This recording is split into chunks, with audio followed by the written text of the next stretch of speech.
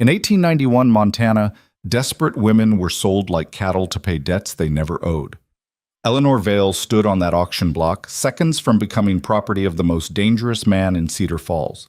Then a mountain outlaw burst through those church doors, kissed her in front of everyone, and threw gold at the altar like a challenge to hell itself. What happened next tore apart an entire town. Stay with me until the end. Hit that like button and drop a comment with your city so I can see how far this story travels. The morning Eleanor Vale's freedom died, the sky over Cedar Falls burned orange like infected flesh. She stood in the cramped back room of St. Catherine's Church, staring at her reflection in a cracked mirror somebody had propped against the wall. The dress they'd given her was cream-colored cotton, simple and cheap, the kind you buried people in when their families couldn't afford better. It hung loose around her shoulders. She'd lost weight these past 3 weeks. Hadn't been able to keep food down since the banker's men came to her door with papers declaring her father's debts now belonged to her. 23 years old, never been kissed, about to be sold. The other women in the room didn't speak. There were 4 of them total, pressed together in a space meant for storing hymnals and sacramental wine. Mary Hutchins sat in the corner, arms wrapped around her knees, rocking slightly. She was 16. Her father had gambled away their farm in a poker game Whitmore's men had probably rigged. Catherine Chen stood near the window, perfectly still, staring out at the mountains like she was memorizing them. She'd come west with her husband to open a laundry. He'd died in a mining accident that witnesses swore wasn't an accident at all.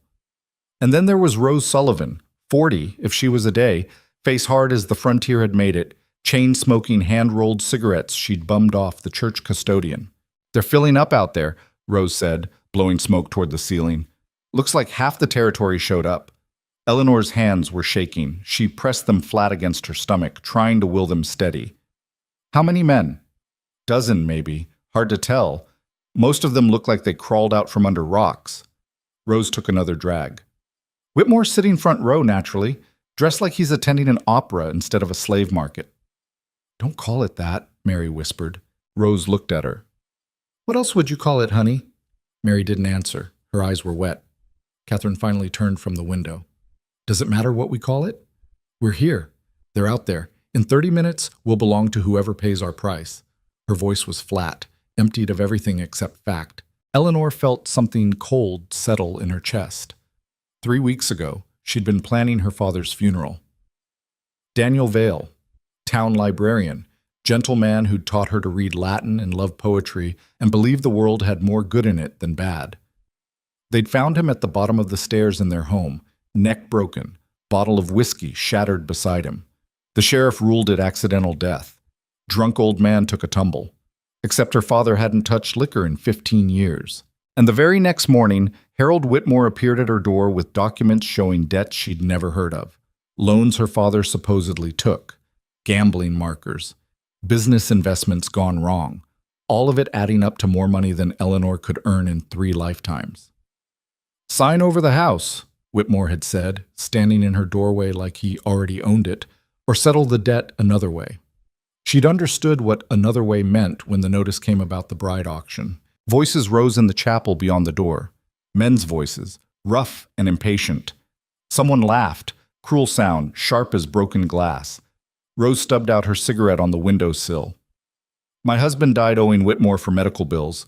Doctor was drunk when he tried to remove the bullet, and my Tom bled out on our kitchen table. But somehow I'm the one paying for it." She looked at Eleanor. "What did your father do? Really?" "Nothing," Eleanor said. "He didn't do anything." "Then why are you here?" The question hung in the air like smoke. Eleanor opened her mouth, then closed it.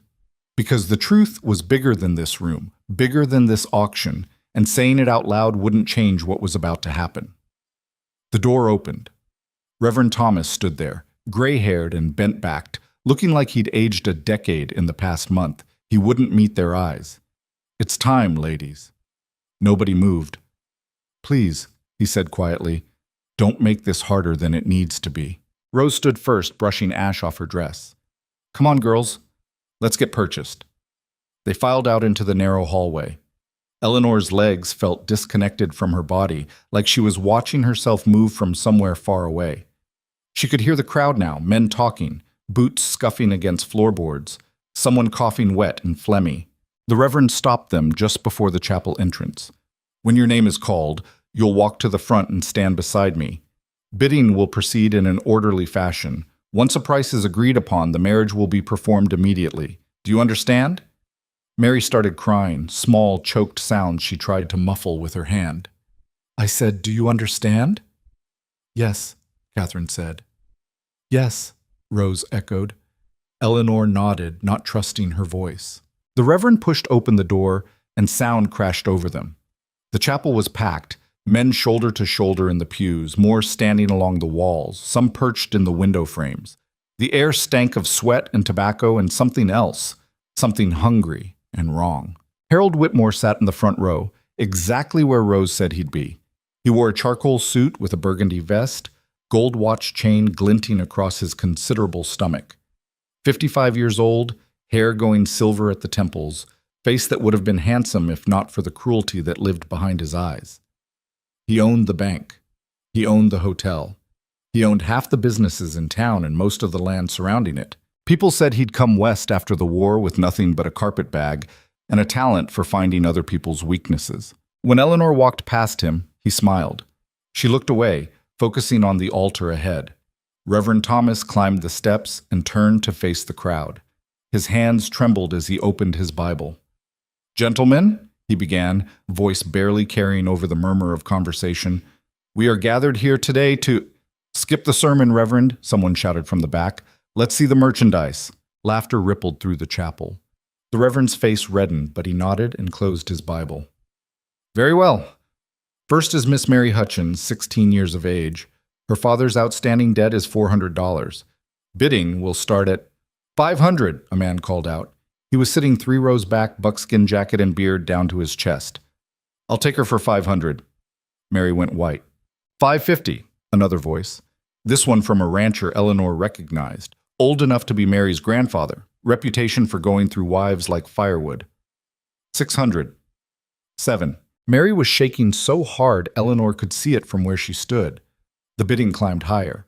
$900, $1,000, $1,200. The buckskin man won. Mary stumbled forward like she'd been pushed, and the Reverend performed a ceremony so quick and hollow it barely qualified as language. 30 seconds, and Mary Hutchins became Mary whoever he was, property of a stranger who'd paid $1,200 for the privilege. He grabbed her arm and pulled her toward the exit. She looked back once, eyes finding Eleanor's, and the expression there would haunt Eleanor for the rest of her life. Then they were gone. Catherine went next. Her debt was $600, laundry equipment and medical bills from her husband's death. A mine foreman bought her for $850. She walked to him with her head high, face blank as paper. Didn't flinch when he took her hand. Rose Sullivan fought. When the bidding reached $1,000 and the winner stood up, gap-toothed man who ran the slaughterhouse, Rose looked straight at Reverend Thomas and said, I won't do it. The chapel went quiet. Miss Sullivan, the Reverend said, you signed the contract. The debt must be— I don't care what I signed. I won't marry that man. The slaughterhouse owner laughed. Don't matter if you will or won't, sweetheart. I paid for you. Rose spat at his feet. What happened next happened fast. 2 of Whitmore's men moved from the walls, grabbed Rose by her arms, and dragged her toward the slaughterhouse owner. She screamed, kicked, connected her boot with one man's knee hard enough to make him curse. But there were too many of them, and Rose was alone. And within seconds she was standing beside her new husband, whether she wanted to be or not. The Reverend rushed through the vows. Rose's husband kissed her hard enough to bruise, and when she tried to pull away, he held the back of her head and kept kissing her until the men in the crowd started hooting. Eleanor tasted bile. Then it was her turn. Miss Eleanor Vale, the Reverend announced, and his voice broke on her name. He'd known her father. They'd played chess together every Thursday evening for years. Outstanding debt of $3,000. The crowd noise changed, became sharper, more focused. 3,000 was more than most of these men would see in 5 years. Bidding starts at 5,000, Whitmore said. He didn't stand, didn't raise his voice, just said it calm and clear, like he was ordering breakfast. Silence crashed through the chapel. Eleanor's vision tunneled. She stared at Whitmore, and he stared back. that same slight smile on his face. This was what he'd wanted all along. This whole sick theater had been arranged just so he could sit there and buy her in front of everyone. $5,000, the Reverend repeated weakly. Do I hear? That's not a bid, someone said. That's a claim. Whitmore inclined his head slightly, acknowledging the truth of it. Eleanor's hands clenched into fists. She wouldn't cry. Wouldn't give him that. But her father's voice echoed in her head. Be brave, Ellie girl. When the world gets dark, be braver than the dark. And she wanted to scream that she didn't know how, didn't know what brave looked like when you were standing in a church being sold to the man who'd probably murdered your father. Going once, the Reverend said. Whitmore stood up, smoothing his vest. Going twice? The church doors exploded open. The sound was like cannon fire, wood slamming against stone so hard the building shook. Every head turned. Eleanor's heart stopped. A man filled the doorway. Not walked through it, filled it. He was massive, built like something you'd need an axe to bring down. 6'4" at least, shoulders broad enough to block the sun. He wore canvas pants and a battered leather coat that looked older than most of the men in the room, dark hair that needed cutting, and several days' worth of beard covering a face that might have been handsome except for the scar running from his left temple to his jaw. But it was his eyes that made Eleanor's breath catch. Dark eyes, furious eyes, eyes that swept across the chapel like he was counting targets. The hell is this? Someone muttered. The man walked forward, slow, deliberate, boots loud against the floorboards. The crowd parted without being asked, men pressing back against the pews to let him pass. Harold Whitmore's smile disappeared. Colt Mercer. The name hit the room like a thrown stone. Eleanor had heard it before. Everyone in the territory had. The Mountain Devil, the land war killer, the outcast who'd murdered his neighbors over a water dispute and fled into the wilderness 7 years ago.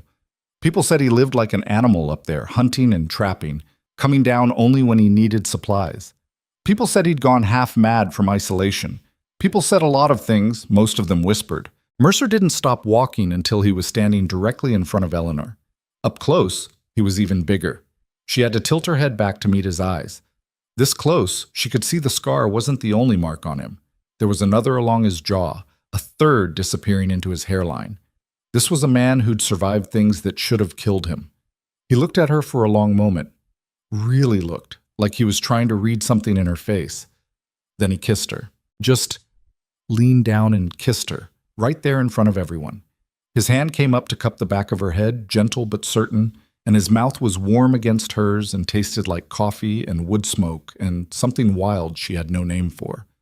Eleanor's mind went blank. This wasn't happening, couldn't be happening. But his lips were real, his hand was real, and when he pulled back half a second later, the heat in her face was definitely real. The chapel had gone absolutely silent. Mercer turned to face Whitmore, reached into his coat and pulled out a leather sack, heavy enough that it made a solid thunk when he tossed it onto the altar. Coins spilled out, gold eagles, $20 pieces, enough to make the Reverend take a step back. 6,000, Mercer said. His voice was rough, like he didn't use it much. Cash! Whitmore's face had gone red.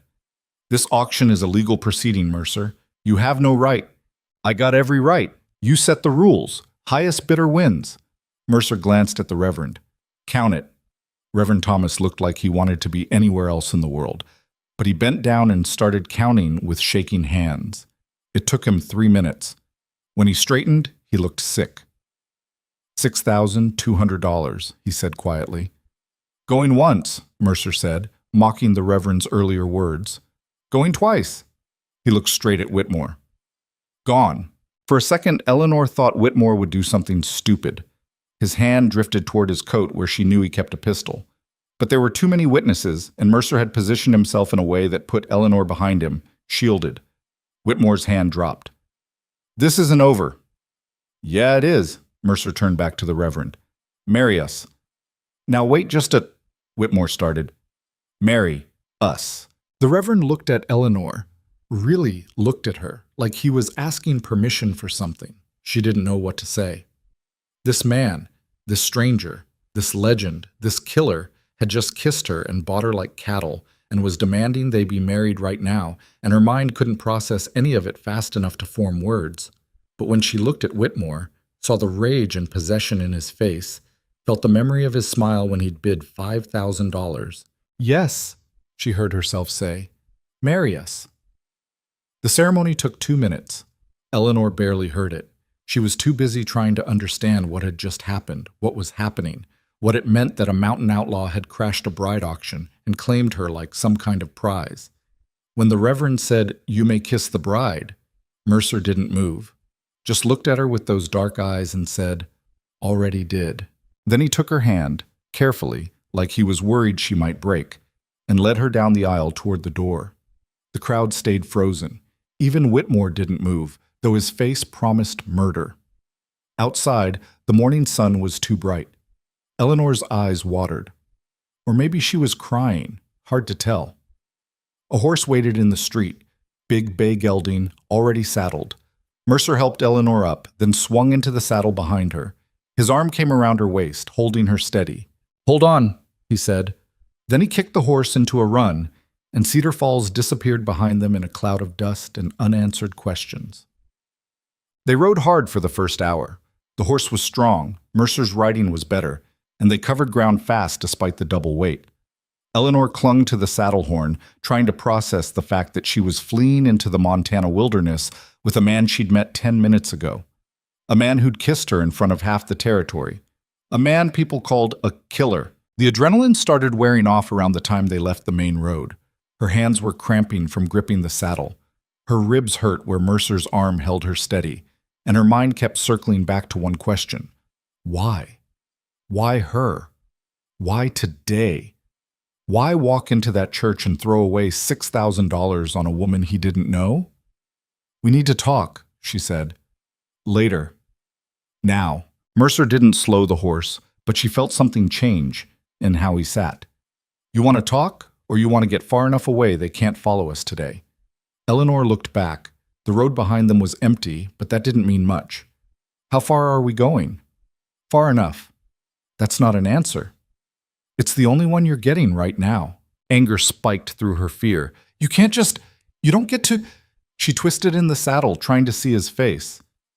"You bought me. Like a horse. Like property.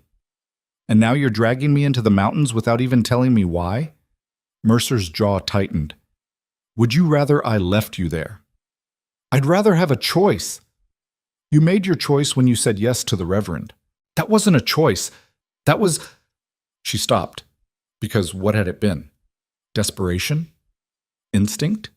The split-second calculation that being owned by a stranger was better than being owned by Harold Whitmore? Mercer slowed the horse to a walk. They were climbing now, following a trail that wound through dense pine forest. The air had turned cooler, sharper. "Listen," he said, and his voice was quieter now, careful. "I know you're scared. I know this doesn't make sense, but I need you to trust me for about 6 more hours. Can you do that?" "Trust you? I don't even know you." "I know." Eleanor wanted to push, wanted to demand answers, but exhaustion was catching up with her. She'd barely slept in weeks. The fear and adrenaline that had kept her upright during the auction were burning off, leaving her hollow. She slumped back against Mercer's chest, too tired to fight. His arm tightened slightly around her waist. Not threatening, just steadying. 6 hours, she said. 6 hours, he agreed. The sun was dropping toward the western peaks when they finally stopped. They'd been climbing steadily all afternoon, following trails Eleanor wouldn't have recognized as trails if not for Mercer's steady navigation. The forest here was old growth, trees thick as houses, ground carpeted in pine needles that muffled the horses' hoofbeats. Mercer dismounted first, then helped Eleanor down. Her legs nearly buckled when her feet hit the ground. She grabbed the saddle for balance, waiting for the pins and needles feeling to pass. "There's a stream about 50 yards that way," Mercer said, pointing. "Water's clean. You want to wash up? Now's the time." Eleanor looked where he was pointing, then back at him. "You're not..." "I'll tend the horse. Take your time." She almost argued, but her face was grimy with trail dust and her mouth tasted like copper. She walked in the direction he'd indicated, moving carefully over the uneven ground. The stream was exactly where he'd said, water running clear and cold over smooth stones. Eleanor knelt and splashed her face, gasping at the temperature. But it felt good. Real. She cupped her hands and drank, then drank again, trying to wash away the taste of fear and exhaustion. When she looked up, she saw her reflection in a still pool at the stream's edge. Pale face, tangled hair, eyes too wide. She barely recognized herself. Mrs. Eleanor Mercer, she thought, testing it. It sounded insane.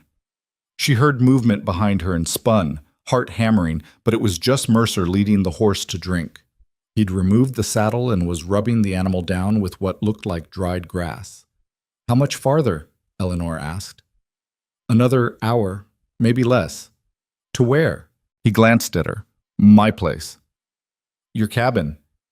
"Yeah." Eleanor stood, brushing dirt off her dress.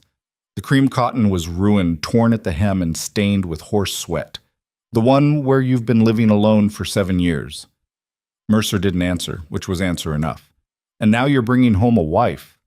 "That's generally what happens when you get married. Generally, people know each other before they get married." He straightened, meeting her eyes across the stream. "You want to know why I did it?" "Yes." For a long moment, he just looked at her. Then he said, "Your father was Daniel Vale." Eleanor's breath caught. "You knew him?" "Met him once, 3 years ago. I came down to town for supplies, and he was the only person who'd speak to me. Sold me books. Asked if I was eating right. Told me—" He stopped, something painful crossing his face. "Told me isolation would kill me slower than any bullet." "That sounds like him," Eleanor said softly. "He was a good man. And I heard what happened. Heard about the debts and the auction and Whitmore sitting front row like a buyer at a cattle show." Mercer's hands clenched. "So I came down. For my father's memory. For what's right." Eleanor didn't know what to say to that. This man, this killer, this outcast, had ridden into town and risked everything because her father had been kind to him once. It was either the most noble thing she'd ever heard or the most foolish. Probably both. "Thank you," she said. Mercer nodded once, then turned back to the horse. They rode the last hour in silence. The trail got steeper, rockier, until Eleanor wasn't sure how Mercer could even tell they were still on a path. But he guided the horse with easy confidence, never hesitating. Then the trees opened up, and Eleanor saw it. The cabin sat in a natural clearing, backed against a granite cliff face that rose at least 100 feet. It was bigger than she'd expected, single-story but long, built from logs so thick it would take 3 men to move one. The roof was split pine shingles, moss-covered but solid. Smoke drifted from a stone chimney. There was a small corral attached to one side, empty except for a water trough, a woodshed, a covered porch running the length of the front, with what looked like hand-carved railings. It wasn't rough. It wasn't thrown together. It was a home. Mercer dismounted and helped Eleanor down. "Wait here," he said, then walked to the cabin door and went inside. Eleanor stood in the clearing, exhaustion and confusion, and about 17 other emotions fighting for space in her chest. She'd expected, what? A lean-to? A cave? Something that matched the wild man stories people told about Colt Mercer? Not this. Not a place that looked lived in and cared for and almost beautiful in the dying light. Mercer emerged a minute later, nodded to her. "Come on." Inside was even more surprising. The main room held a stone fireplace with a fire already burning, probably from this morning. A table and 2 chairs, handmade but well-crafted, sanded smooth. Shelves lined one wall filled with books. Eleanor recognized some of the spines. Her father's inventory. The floor was clean-swept wood. There were windows with actual glass. A door led to what looked like a separate bedroom. Another door hung open to show a root cellar. This wasn't a survival camp. This was a life. Mercer was watching her reaction. "It's not much." "It's—" Eleanor couldn't finish the sentence. Wasn't sure what word belonged there. He moved to the fireplace, added another log. "There's a bed in the back room. You should sleep. We'll figure out the rest tomorrow." "The rest?" "How this works, the rules, what you—" He stopped, rubbed the back of his neck. "Look, I didn't think past getting you out of that church. So we'll make it up as we go." Eleanor felt something loosen in her chest. He didn't have a plan. Didn't have this all mapped out. He was just as uncertain as she was, trying to do the right thing without knowing what right looked like. Okay, she said. Mercer looked relieved. Okay. But I have one question. All right. Eleanor met his eyes. Why did you kiss me? In the church. You could have just bid. You didn't have to. Had to make sure Whitmore knew, Mercer said simply. Knew what? His expression went hard. That you weren't available. That if he wanted you, he'd have to go through me first. He paused. And that I wasn't buying property. I was claiming my wife. The words hung between them, heavy with implication. Eleanor should have been angry, should have been terrified, but standing in this warm cabin, looking at this scarred, careful man who'd upended his entire existence to save her from Harold Whitmore. What she felt was something else entirely, something she had no name for yet. I'll take the bed, she said quietly. Thank you. Mercer nodded and turned away, but not before Eleanor saw the relief in his face. She walked to the back room, closed the door, and sat on the edge of the bed, real mattress, real blankets that smelled like pine and wood smoke. Through the door, she could hear Mercer moving around the main room, banking the fire, settling in for the night. Her husband. The mountain killer. The man who'd saved her.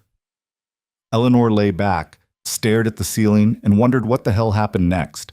Eleanor woke to the sound of an axe biting into wood. For a confused moment, she didn't know where she was. The bed was too comfortable, the air too clean, the silence too complete.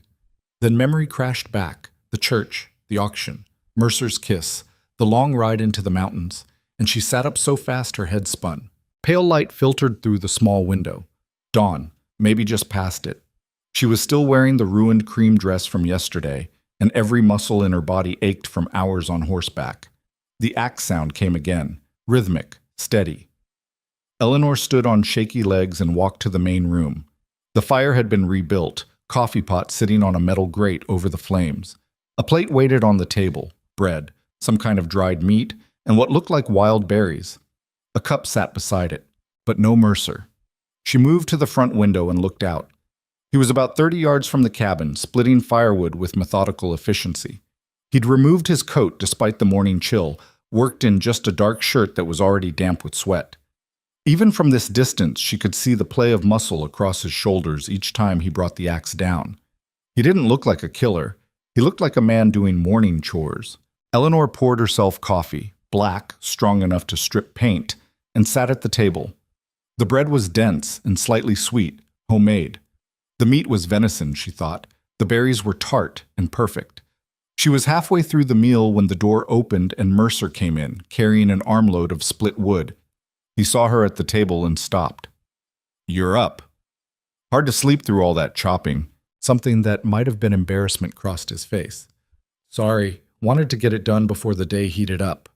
He stacked the wood beside the fireplace with careful precision, then brushed bark chips off his shirt. When he turned back, he seemed uncertain what to do with his hands. Eleanor took a sip of coffee. This is good. The food, I mean. Thank you. There's more if you want it. I'm fine. She paused. Did you sleep? Some. Which probably meant no. Eleanor studied him in the morning light. The scar on his face was more prominent now, a thick line that pulled slightly at the corner of his left eye. There were others too, one across his knuckles, another disappearing under his collar, a map of violence written on his skin. So, she said, what happens now? Mercer poured himself coffee, leaned against the counter. That's up to you. How is it up to me? You're the one who... She stopped, chose her words carefully. You bought me. Legally, I belong to you. His jaw tightened. You don't belong to anyone. The law says different. I don't care what the law says. He set his cup down harder than necessary. You want to leave? I'll take you to Billings. There's a train east. I'll give you money, enough to start over somewhere Whitmore can't touch you. Eleanor stared at him. You'd just let me go. It's your life. After spending $6,000, money doesn't matter. It matters to everyone. Not to me. Mercer met her eyes. I didn't buy you, Eleanor. I bought you out. There's a difference. The use of her first name startled her. He'd called her Miss Vale in the church, ma'am, on the ride up. But now it was just Eleanor, said quietly, like he was testing how it felt. She looked down at her coffee. I can't go to Billings. Whitmore has connections there. He has connections everywhere. Her hands tightened around the cup. And even if I could run, what would that accomplish? He'd just find another way to... She stopped, swallowed hard. My father is dead because he knew something. Something about Whitmore. I don't know what yet, but I'm going to find out. That's a good way to end up dead yourself. Maybe, but at least I'd die doing something that matters instead of just running. Mercer studied her for a long moment. Then he said, Your father kept records about Whitmore's land deals, some of the foreclosures, the way debts got transferred, people who died at convenient times. Eleanor's head snapped up. How do you know that? He told me. That day I bought books from him. Said he was documenting things, building a case. Asked if I'd seen anything unusual up in the mountains, water rights being diverted, survey markers moved, that kind of thing. And had you? Yeah, western edge of my property, there's a creek that feeds down into the valley. About 4 years ago, somebody tried to dam it. I tore the dam out 3 times before they stopped trying. He paused. Your father said it fit a pattern. Whitmore controlling water access, forcing people to buy from his wells or lose their crops. Eleanor felt her pulse quicken. Did my father say where he kept these records? No, but if he was smart, and he was, he wouldn't have kept them at home, too risky. Then where? Mercer shook his head. That's your mystery to solve. But if you're serious about going after Whitmore, you need to understand what you're up against. He's not just greedy, he's dangerous. People who get in his way have a habit of dying in accidents. Like my father. Like your father. Eleanor set her cup down, stood up. Then I need to learn how to not die. Can you teach me that? Mercer's eyebrows rose. Teach you what, exactly? How to survive, how to shoot, how to fight, how to... She gestured at the cabin, the forest beyond. How to live up here without depending on you for everything. You planning to stay? The question hung between them. Eleanor realized she'd already made the decision without consciously thinking about it. Going back down meant facing Whitmore. Running east meant abandoning her father's memory. But staying here, learning from Mercer, becoming strong enough to fight back. Yes, she said. I'm staying. If that's all right with you. Something shifted in Mercer's expression. Relief, maybe. Or something deeper that Eleanor didn't have a name for yet. It's all right with me, he said quietly. The first lesson started an hour later. After Eleanor had changed into clothes, Mercer scrounged from somewhere in the cabin. Canvas pants that had to be rolled at the ankles, a wool shirt 2 sizes too big, and a belt cinched tight enough to keep everything in place.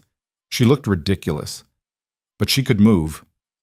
Mercer led her to a clearing about 100 yards from the cabin. He'd set up a row of tin cans on a fallen log.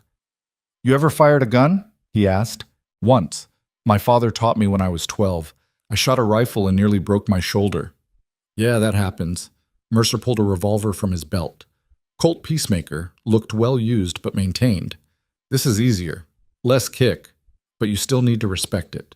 He showed her how to hold it, how to sight down the barrel, how to squeeze the trigger instead of pulling. His hands guided hers, adjusting her grip, and Eleanor tried not to think about how warm they were or how close he was standing. Breathe out slow, he said. Fire between heartbeats. She did. The gun barked, louder than she expected, and the recoil snapped her wrist back. The shot went wide, didn't even come close to the cans. Again, Mercer said. She fired 5 more times, missed every shot. Frustration burned in her chest. This is useless. I can't. You're anticipating, flinching before you fire. He moved behind her, arms coming around to steady her hands. Stop thinking about the noise. Focus on the target. Eleanor tried to focus, but it was hard with Mercer's chest pressed against her back, his breath warm against her ear. She fired again. This time she clipped the edge of the log. Better, he said. They spent 2 hours at it. By the end, Eleanor's ears were ringing and her hands were shaking, but she'd managed to hit 1 can. Barely dented it, but it counted. Enough for today, Mercer said. You did good. Eleanor didn't feel like she'd done good. She felt exhausted and useless and angry at how hard something so simple could be. But when she looked at Mercer, she saw he meant it. No condescension, no pity. Just honest assessment. Tomorrow, we'll work on reloading faster, he said, and I'll show you how to clean it. Gun this dirty will jam when you need it most. Okay. Eleanor handed him the revolver. What else? What else what? What else do I need to learn? Mercer looked at her like he was trying to figure out if she was serious. Whatever he saw on her face must have convinced him. Tracking, fire starting, basic medicine, how to field dress game, how to read weather, how to move quiet in the woods, how to... He stopped. It's a long list. Then we better get started. Over the next 3 weeks, Eleanor learned more than she'd thought possible. Mercer was a patient teacher when he bothered to talk, which wasn't often. Mostly he just showed her things once, maybe twice, then expected her to figure it out. She learned to start a fire with flint and steel, then with a bow drill when Mercer hit her flint. She learned to track deer by their droppings and rabbits by the way grass bent. She learned which plants were edible and which would kill her, which mushrooms were safe, and which would make her wish she was dead. She learned to move through the forest without snapping every branch, though she'd never be as quiet as Mercer. The man could walk through dry leaves and sound like wind. She learned to read the sky, recognize when clouds meant rain and when they meant something worse. She learned that aspens turning their leaves meant wind coming, that ravens gathering meant a kill nearby, that absolute silence meant predator, and she learned to shoot. Every morning, before anything else, they went to the clearing. Mercer would set up targets, cans, bottles, pieces of wood with charcoal marks. Eleanor would fire until her hands cramped. Reload, fire again. She got better. Slowly, frustratingly slowly, but better. By the second week, she could hit a can at 20 feet more often than not. By the third week, she could do it with a rifle too, though the recoil still made her shoulder ache. You're thinking too much, Mercer said one morning, watching her miss 3 shots in a row. It's not about perfect form, it's about making the shot when it matters. How am I supposed to do that? Stop practicing on targets. Start hunting. That afternoon, he took her into the deep woods. They moved slowly, Mercer reading signs Eleanor was just starting to recognize. Deer tracks in the soft earth, fresh scat, branches stripped of bark where a buck had rubbed his antlers. They found the deer an hour later, a young buck drinking from a creek. Mercer handed Eleanor the rifle without a word. Her hands were shaking. This wasn't a tin can. This was a living thing with a heartbeat and breath and eyes that would go empty if she pulled the trigger. Can't do it, she whispered. Yeah, you can. It's different. It's food. It's survival. Mercer's voice was quiet but firm. You want to make it up here, you need to understand what that costs. Eleanor raised the rifle, sighted down the barrel like he'd taught her. The buck's head came up, sensing something wrong. In another second, it would bolt. She fired. The buck dropped. Clean shot through the neck, dead before it hit the ground. Eleanor lowered the rifle, feeling sick. Good shot, Mercer said. Quick death, that matters. He taught her to field dress it right there, showed her how to open the body cavity without puncturing the organs, how to remove the heart and liver and kidneys. It was messy and horrible, and by the end, Eleanor's hands were red to the wrists. But that night, they ate venison steaks cooked over the fire, and Eleanor understood something she hadn't before. Death fed life up here. There was no room for squeamishness, no space for guilt. You survived or you didn't, and surviving meant making hard choices. The cabin became familiar. Eleanor learned its rhythms, how the floorboards creaked near the fireplace, how wind whistled through the gap under the door, how morning light hit the table at exactly the right angle for reading. She learned that Mercer woke before dawn every day and spent an hour just sitting on the porch with coffee, watching the forest wake up. She learned he carved things when he couldn't sleep, small figures, animals mostly, that he'd leave scattered around the cabin like he'd forgotten about them. She learned he was kind in ways that surprised her. When she struggled to chop firewood, he showed her the trick to finding the grain. When she burned dinner, again, he just ate it without comment and taught her how to season cast iron properly. When she woke gasping from nightmares about the auction, the church, Whitmore's smile, he'd call out from the main room, "You all right?" And when she said yes, he'd leave it alone, wouldn't push. They developed a routine. Mornings were for shooting and physical training, afternoons for practical skills, cooking, preserving food, maintaining equipment. Evenings they'd sit by the fire. Sometimes Mercer would read, books he'd collected over the years. Sometimes Eleanor would read aloud and he'd listen while carving. Sometimes they just sat in comfortable silence, too tired for words. One night, 3 weeks in, Eleanor found herself studying him across the firelight. He was working on a carving, something that looked like a wolf, concentration making him look younger than his years. "Can I ask you something?" she said. "Sure." "What really happened 7 years ago? The land war everyone talks about." His hand stilled. For a long moment, she thought he wouldn't answer. Then he set the carving aside. "I had a ranch," he said. "Small operation, but it was mine. My wife Sarah and I built it from nothing. We had a daughter, Emma. She was 4. His voice was flat, emotionless, which somehow made it worse. "The land bordered Whitmore's holdings. There was a dispute about water rights. A creek ran through my property that fed into his. He wanted to dam it, control the flow. I said no." Eleanor's chest tightened. She knew where this was going. "His men came at night, set fire to the barn first. When I ran out to stop it, they—" He stopped, breathed carefully. "Sarah got Emma out of the house, tried to run for the tree line. They shot her in the back. She fell on top of Emma, tried to cover her." Another pause. "Didn't matter." "I'm sorry," Eleanor whispered. "I killed 3 of them that night, wounded 2 more. Would have killed them all if I could have." He looked at her. "That's why I'm wanted. Not for defending my land, for shooting the men who murdered my family." "But they attacked you first. That's self-defense." Whitmore had witnesses who said different, had a judge who ruled in his favor, had enough money to make sure I hung if they ever caught me. Mercer's hands clenched.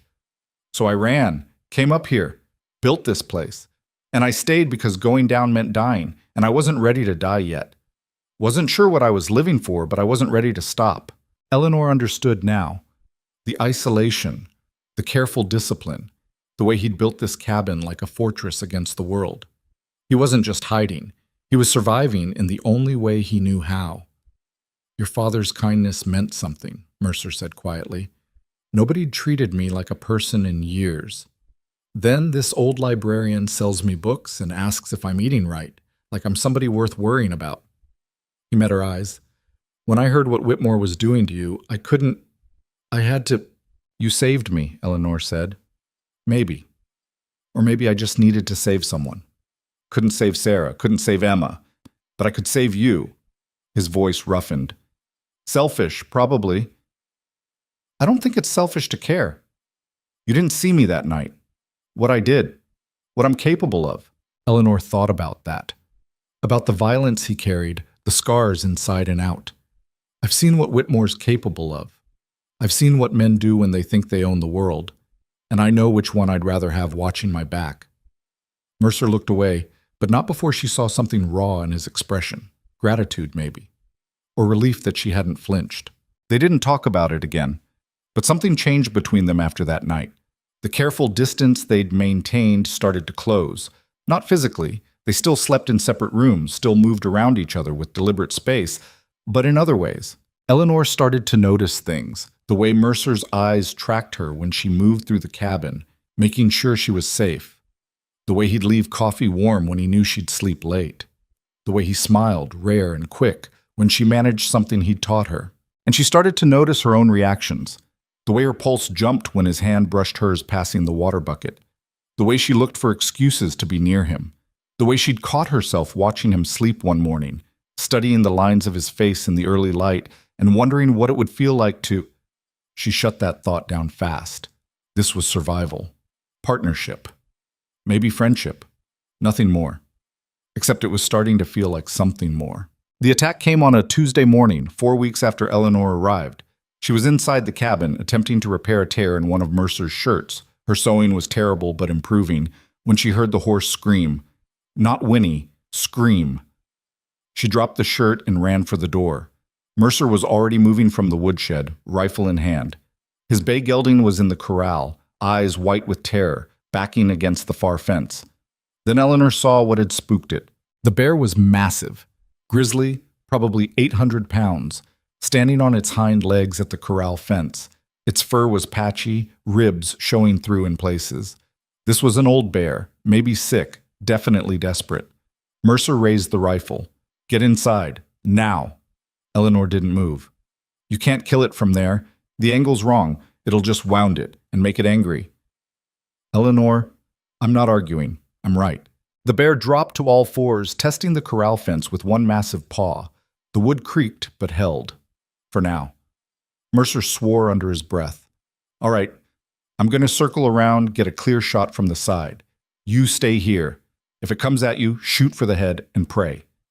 He moved before she could respond, slipping around the side of the cabin with that unnatural quiet. The bear's attention was still on the terrified horse, but that would change the second Mercer fired. Eleanor's hands were shaking as she pulled the revolver from her belt. She'd started carrying it everywhere after the first week.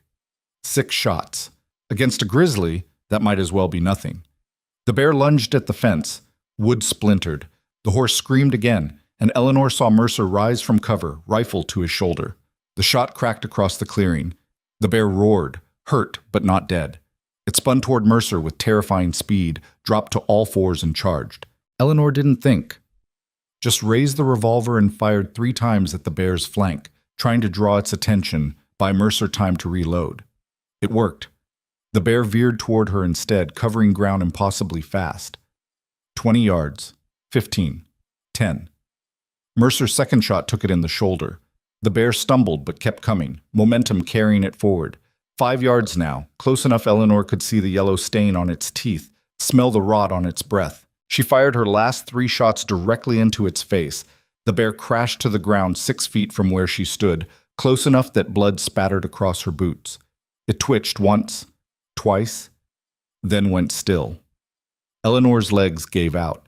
She sat down hard in the dirt, revolver hanging loose in her hand, ears ringing from the gunfire. Mercer was there a second later, kneeling beside her. You hurt? No, I'm fine. He checked her over anyway, looking for injuries she might not have felt yet. When he was satisfied, he sat back on his heels. That was the dumbest, bravest thing I've ever seen. You're welcome. I told you to stay back. And I told you the angle was wrong. Eleanor looked at the dead bear, felt her stomach roll. Is it over? Yeah, it's over.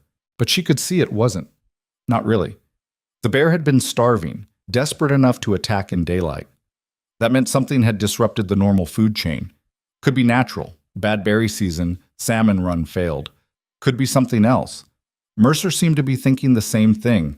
He stood, offered Eleanor his hand. Come on, let's get you inside. What about... She gestured at the bear. I'll deal with it. You did your part. Inside the cabin, Eleanor's hands finally started shaking in earnest. She'd killed something, again. But this time it had been trying to kill her back, and that made it different somehow. More real. More terrifying. She poured water with trembling hands, drank, then sat at the table and put her head down. When Mercer came in an hour later, he found her like that. He didn't say anything, just put a hand on her shoulder. The weight of it was warm and steady, and exactly what she needed. First time's always hard, he said quietly. Second time, she corrected. The deer. That was different. This was kill or die. Your body knows the difference. Eleanor lifted her head. Does it get easier? No, but you get stronger. She wanted to believe that. Wanted to believe she could become someone who didn't fall apart after every crisis. But right now she felt small and scared and very far from strong. Mercer squeezed her shoulder once, then moved to the counter, started making something that smelled like stew. They ate in silence, and afterward Eleanor fell into bed fully clothed and slept for 12 hours straight. When she woke, she found fresh coffee waiting and a note on the table in rough handwriting. Proud of you. See, she folded the note carefully and tucked it inside the pocket of her father's copy of Whitman, the one book she'd managed to grab before leaving Cedar Falls. Then she went outside and practiced shooting until her hands didn't shake anymore. That night, they sat on the porch in the cooling darkness. Stars were coming out, more than Eleanor had ever seen. The sky up here was different, clear, deeper, like you could fall up into it. I found something, she said, in the cabin, behind the books. Mercer went very still. What kind of something? Letters, hidden in a gap between the logs. From a bank clerk named Thomas Morrison. He worked for Whitmore. Worked? Past tense. The last letter is dated 2 months before he died. Fell off his horse, supposedly. Broke his neck. Eleanor pulled the letters from her pocket. He was documenting fraud, fake loan documents, forged signatures, people being charged for debts that didn't exist. And he mentions my father, says Daniel Vale was helping him build a case. Mercer took the letters, read them by starlight. His face went hard. This is what got your father killed. I think my father had more. The actual evidence Morrison was talking about. Documents, ledgers, something that could prove what Whitmore was doing. And you think it's hidden somewhere in Cedar Falls? It has to be. My father wouldn't have destroyed it. He spent years collecting it. Mercer handed the letters back. You're talking about going back down there? Eventually. Not yet, but yes. That's suicide, Eleanor. Maybe, but it's the only way to stop him. They sat in silence while the stars wheeled overhead. Finally, Mercer said, Then we do it right. We plan. We prepare. And we don't go until you're ready. We? You think I'm letting you walk into that alone? Eleanor's throat tightened. You'd risk that? Going back down after all this time? I'm already risking it. Married you in front of half the territory, remember? Whitmore's not going to forget that. He's probably already sent men looking for us. Mercer looked at her. We're in this together now, like it or not. I like it, Eleanor said quietly. Mercer smiled just a little. In the darkness, it made him look younger, less haunted. Then we train harder, he said, because when we go down, we're going to burn Whitmore's empire to the ground and walk away alive. Both of us. Eleanor believed him, and for the first time since her father died, she felt something other than fear and grief. She felt ready. They spent the next 2 months preparing for war. Mercer built a second gun platform on the north side of the cabin, concealed behind stacked firewood but offering clear sightlines down the main approach trail.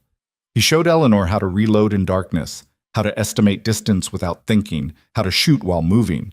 She practiced until her fingers bled, and then practiced more. He taught her to set traps, not the kind that killed animals, but the kind that warned you when something human was coming. Tripwires connected to tin cans filled with pebbles, false trails that led into box canyons, marks on trees that looked natural but told you which direction someone had passed.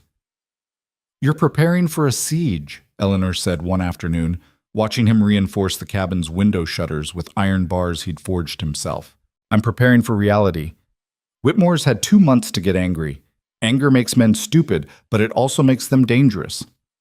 Eleanor couldn't argue with that. She'd been having nightmares about the banker, his smile in the church, the possessive way he'd looked at her, the cold certainty in his eyes that she belonged to him.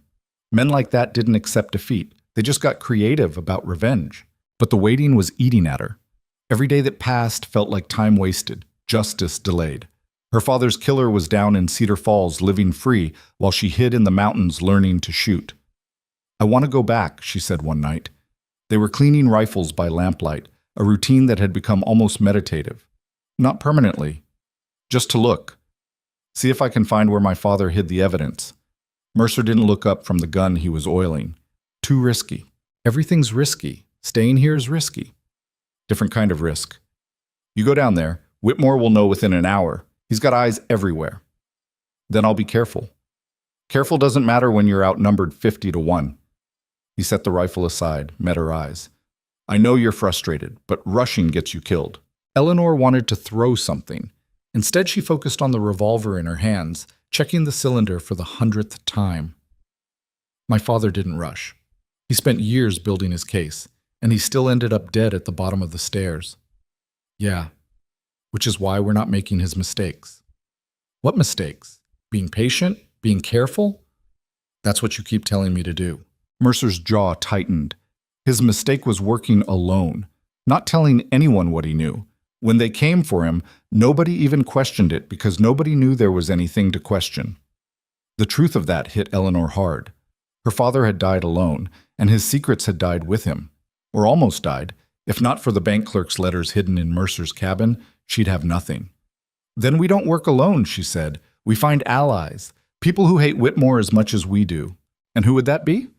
Everyone in Cedar Falls is either scared of him or working for him. Not everyone. Rose Sullivan fought back at the auction. Mary Hutchins didn't want to be there. Catherine Chen... She stopped. What happened to them? The other women. Mercer looked uncomfortable. I heard things. When I went down for supplies last month. What things? Mary Hutchins ran away from her husband after 2 weeks. Nobody knows where she went.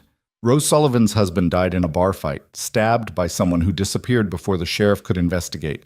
And Catherine Chen burned down her husband's mine office and left town. Eleanor felt something fierce and glad rise in her chest. So they fought back. Or they got lucky. There's a difference. Is there? Eleanor set down the revolver. Maybe luck is just what happens when you refuse to give up. Mercer studied her face for a long moment. You've changed since that first night. Good. I needed to change. I didn't say it was bad. His voice was quiet. Just different. You're not scared anymore.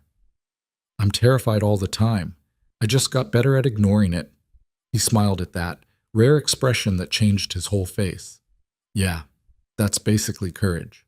They went back to cleaning guns, but Eleanor's mind was already working. She needed information, needed to know what Whitmore was doing, whether he was looking for them, what his next move might be. And she needed to find out where her father had hidden his evidence. The answer came from an unexpected source. 3 days later, Eleanor was checking the trap lines Mercer had set for small game when she heard a horse approaching. Not the careful, quiet approach of someone trying to sneak up. This was deliberate, loud enough to announce itself. She pulled the revolver and moved toward the sound, keeping to cover. Mercer appeared from the other direction, rifle ready, and they converged near the main trail just as the rider came into view. It was a woman, young, maybe 19, riding a chestnut mare that looked ready to drop from exhaustion. The woman herself wasn't much better, dressed torn and dirty, face pale, dark circles under her eyes. Eleanor stepped out from cover. Mary? Mary Hutchins nearly fell off the horse. Eleanor caught her, and Mercer was there a second later, taking the horse's reins and helping both women toward the cabin. Inside, they got Mary settled at the table. Mercer brought water while Eleanor built up the fire. Mary drank like she'd been in the desert for a week, then slumped forward with her head in her hands. I didn't know where else to go, she said, voice hoarse. I've been riding for 2 days straight. From where? Eleanor asked. Billings. I got work in a hotel there, cleaning rooms. Thought I was safe. Mary looked up and her eyes were haunted. Whitmore's men came looking for me yesterday. The hotel owner told me I should probably leave before they came back. Mercer swore quietly. How'd they find you? I don't know. I was careful. Didn't use my real name. Didn't talk to anyone about where I came from. Mary's hands were shaking. But they knew. They had my description, knew about the auction, everything. Eleanor felt ice in her stomach. Did they say what they wanted? They said Mr. Whitmore had questions about the day of the auction. About you. Mary looked at Eleanor. About whether you went willingly with Colt Mercer or if you were taken by force. Building a case, Mercer said. Probably filed kidnapping charges. Gives him legal cover to send bounty hunters. That's what I thought, too. Mary pulled a folded paper from inside her dress. So I stole this from the hotel desk. One of Whitmore's men left it there when he went to use the privy. Eleanor unfolded the paper. It was a wanted poster. Crude drawing of Mercer's face above text that read, Wanted for kidnapping and murder. Colt Mercer. $2,000 reward. Armed and dangerous. Murder?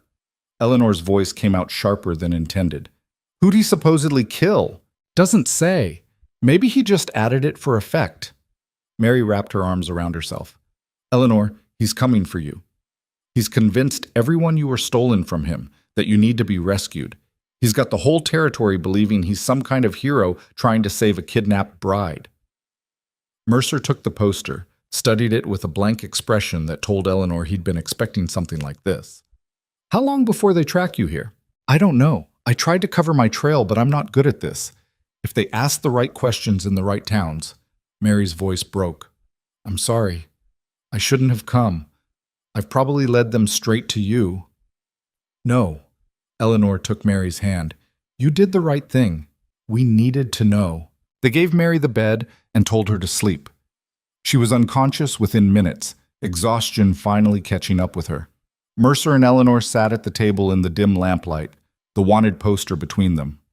2,000 is enough to bring every hunter in Montana. Mercer said quietly. Professional men, the kind who don't quit just because it's hard. How long do we have? A week. Maybe 2 if we're lucky. He looked at her. You could still leave. Take Mary. Head east to Seattle or San Francisco. I'd give you enough money to... Stop. Eleanor's voice was hard. I'm not leaving. We talked about this. That was before there was a price on my head. There's always been a price on your head. This is just higher. She leaned forward. Besides, this changes things. Whitmore's getting desperate. Desperate men make mistakes. Or they get more dangerous. Both. But it means he's worried. Why else go to this much trouble? Eleanor tapped the poster. He could have just let it go. Married someone else at the next auction. But instead he's spending money on bounty hunters and wanted posters. Why? Mercer thought about that. Your father's evidence. He thinks you know where it is. Or he's afraid I'll figure it out. Eleanor stood, started pacing. My father was methodical. If he hid something, he'd hide it somewhere meaningful, somewhere I'd think to look, but Whitmore wouldn't. Like where? I don't know yet. But Mary coming here, that's not an accident, that's an opportunity. She turned to face him. She worked in his house, didn't she, before the auction? Housekeeper's daughter, I think. Then she knows the layout, knows his routines, knows things we don't. Eleanor felt pieces clicking together in her mind. And she's motivated. He destroyed her life. She wants payback as much as we do. She's a kid. She's a survivor. There's a difference. Mercer stood, moved to the window, and looked out at the darkness. You're talking about using her, putting her at risk. I'm talking about giving her a choice. Same choice you gave me. Eleanor joined him at the window. You could have just handed me money and pointed me at Billings, but you didn't. You let me stay. Let me learn. Let me become someone who could fight back. Mary deserves the same. And if she says no, then we help her get somewhere safe and we figure out another plan. Eleanor put her hand on his arm. But I don't think she'll say no. She was right. When Mary woke the next morning, Eleanor laid out the situation. Whitmore's pursuit, the evidence they needed to find, the risks involved in going after him. Mary listened without interrupting, face unreadable. When Eleanor finished, Mary was quiet for a long time. Then she said, I want to help. It's dangerous, Eleanor warned. If we do this wrong, we all die. I'm already in danger. At least this way I'd be doing something about it instead of just running. Mary's jaw set. He took everything from me. My father, my home, my choice. I want him to pay for that. Mercer looked skeptical. You know how to shoot? No. Track? Fight? Survive in rough country? No to all of it. But I can learn. Mary met his eyes. I'm not useless. I know things about Whitmore you don't, and I'm not afraid of hard work. Over the next week, the cabin became a war room. Mary drew maps of Cedar Falls from memory, streets, buildings, who lived where. She sketched the layout of Whitmore's house, including a detail that made Eleanor's pulse quicken. There's a study on the second floor, Mary said, charcoal moving across paper. Nobody's allowed inside except Whitmore and his business associates. The housekeeper tried to clean it once and got fired for it. What's he hiding in there? Eleanor asked. I don't know. But when I brought tea up sometimes, I'd see papers everywhere, ledgers, documents, file boxes stacked in the corners. Eleanor and Mercer exchanged glances. That's where he'd keep records, Eleanor said. Evidence of the fraudulent loans, the foreclosures, everything. Maybe, Mercer said. Or maybe it's just regular business papers. Either way, getting into that house is suicide. But Mary was shaking her head. Not if you time it right. Every Wednesday evening, Whitmore meets with the town council at the Grand Hotel. He's gone for at least 3 hours, sometimes more, and he only keeps 2 men at the house when he's out. One at the front door, one patrolling the grounds. 2 men you'd have to get past without raising alarm, Mercer pointed out. Or create a distraction, Eleanor said. An idea was forming. What if we gave them something else to worry about? Over the next few days, they refined the plan.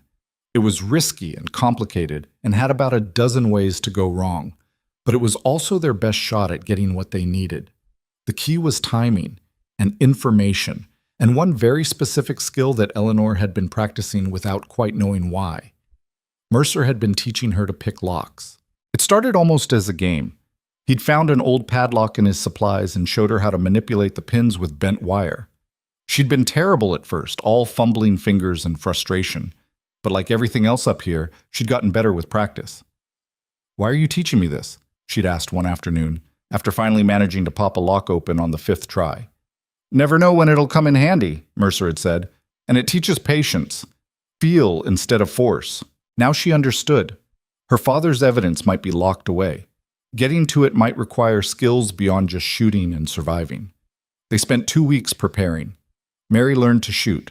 She was a faster study than Eleanor had been, with steadier hands and better focus. Mercer taught them both to move quietly, to stay low, to use shadows. Eleanor practiced lockpicking until she could open most simple mechanisms in under a minute. And they gathered intelligence.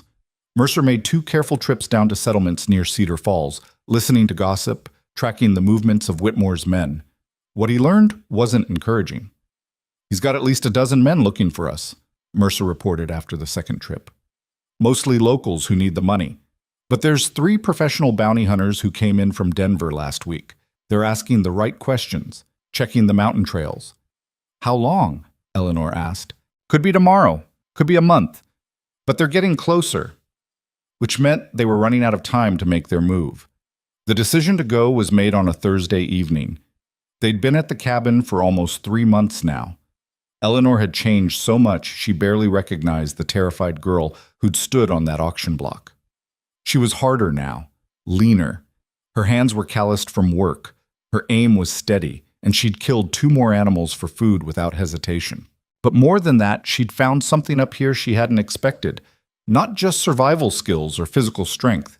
She'd found purpose and partnership, and something else that kept her awake at night wondering what it would be like if Mercer kissed her again. Really kissed her, not as a statement to Whitmore, but because he wanted to.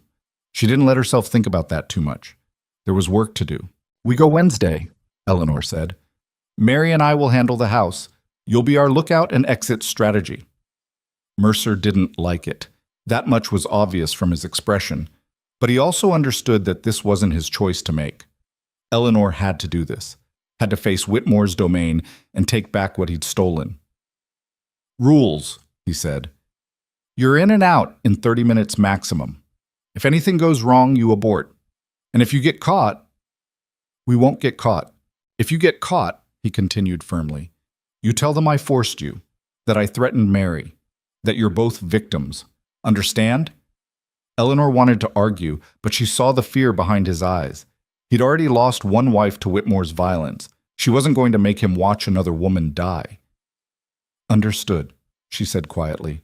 They rode down on Tuesday, taking the long route that avoided the main trails.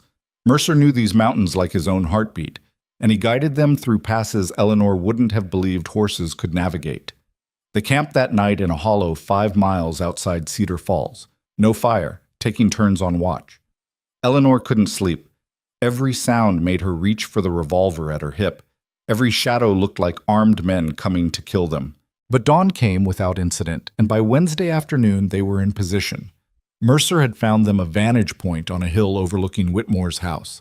It was a massive structure by frontier standards, 2 stories, painted white, with a wraparound porch and manicured gardens that looked obscene in this rough country.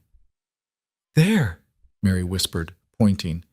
"That window on the 2nd floor, 3rd from the left. That's the study." Eleanor studied it through the small telescope Mercer had brought. The window was closed, but she could see bookshelves inside and, yes, stacks of papers. "Guard positions," Mercer said, scanning with his own scope. "One at the front door, like Mary said. Second one is there, southeast corner, walking the perimeter." They watched the guards' patterns for 2 hours, timing the intervals. Every 12 minutes, the perimeter guard would be on the far side of the house. That would give them maybe 90 seconds to get from the tree line to the back door. "Cutting it close," Mercer muttered. "It'll work," Eleanor said, hoping she sounded more confident than she felt. As the sun dropped toward the mountains, they saw Whitmore emerge from the house. Even from a distance, Eleanor recognized his walk, self-assured, proprietary, like he owned the very ground beneath his feet. A carriage waited out front. He climbed in, and it rolled toward town. "That's our cue," Mercer said. "Wait for full dark, then move." The next 2 hours were the longest of Eleanor's life. They couldn't risk a fire, couldn't risk talking above whispers. They just waited while the sky turned from blue to purple to black, and stars began to emerge. Finally, Mercer touched Eleanor's shoulder. Time. The three of them moved down the hill in silence. Eleanor's heart was hammering so hard she was sure the guards would hear it. The revolver at her hip felt both too heavy and not heavy enough. They reached the tree line. Ahead, the house glowed with lamplight from the ground floor windows. Eleanor could see the front guard standing on the porch, smoking. "Wait for it," Mercer breathed. The perimeter guard appeared from the east side of the house, walking his route. They counted silently as he moved around the corner, out of sight. "Now," Mercer said. Eleanor and Mary ran. Not sprint, that would make noise, but fast, low, using the shadows. Eleanor's legs burned. Her breath came short. The distance felt infinite, even though it was maybe 50 yards. They reached the back door. Eleanor pulled out the lockpicks, hands shaking so badly she nearly dropped them. Focus. Feel instead of force. She inserted the tension wrench, worked the pick, and click. The door opened. They slipped inside and Mary eased it shut behind them. They were in a kitchen, dark and silent. Through the doorway, Eleanor could see a hallway leading toward the front of the house. Mary pointed up. They moved toward the stairs, every footstep sounding impossibly loud against the hardwood. Eleanor expected the front guard to burst in at any second, expected gunfire and shouting and death. But nothing happened. They reached the second-floor hallway. Mary pointed to the third door on the left. The study door was locked. Better locked than the back door, but Eleanor had practiced on a dozen different mechanisms. She worked the picks, sweat running down her back despite the cool evening air. The lock turned. They were in. The study was exactly as Mary described. Papers everywhere, file boxes stacked against one wall, a massive desk dominating the center. Eleanor pulled a small lantern from her pack and lit it with shaking hands, keeping the flame low. "What are we looking for?" Mary whispered. "Anything with my father's name, or the bank clerk's, Thomas Morrison, or records of fraudulent loans." Eleanor started with the desk while Mary took the file boxes. 5 minutes passed. 10. Eleanor found loan documents, but nothing obviously fraudulent. Mary found correspondence between Whitmore and various business associates, but nothing incriminating. 15 minutes. Eleanor's hands were sweating. They needed to get out soon or risk the guard rotation. Then she found it. Not on the desk, not in the files, but in a hidden compartment in the bottom drawer, revealed only when she pulled the drawer completely out and saw the false bottom. Inside was a leather portfolio. Eleanor opened it with trembling hands. Her father's handwriting, page after page of it, documenting dates, amounts, names, people who'd been forced off their land, mysterious deaths that coincided with property transfers, witnesses who'd been paid to lie. And at the center of it all, a web showing how Whitmore had systematically stolen land from over 50 families in the past decade. "This is it," Eleanor breathed. "This is everything." Mary was beside her now, looking at the documents. "That's enough to hang him. Why would he keep it here?" "Pride, maybe. Or insurance. Proof of what he's done in case anyone tries to cross him."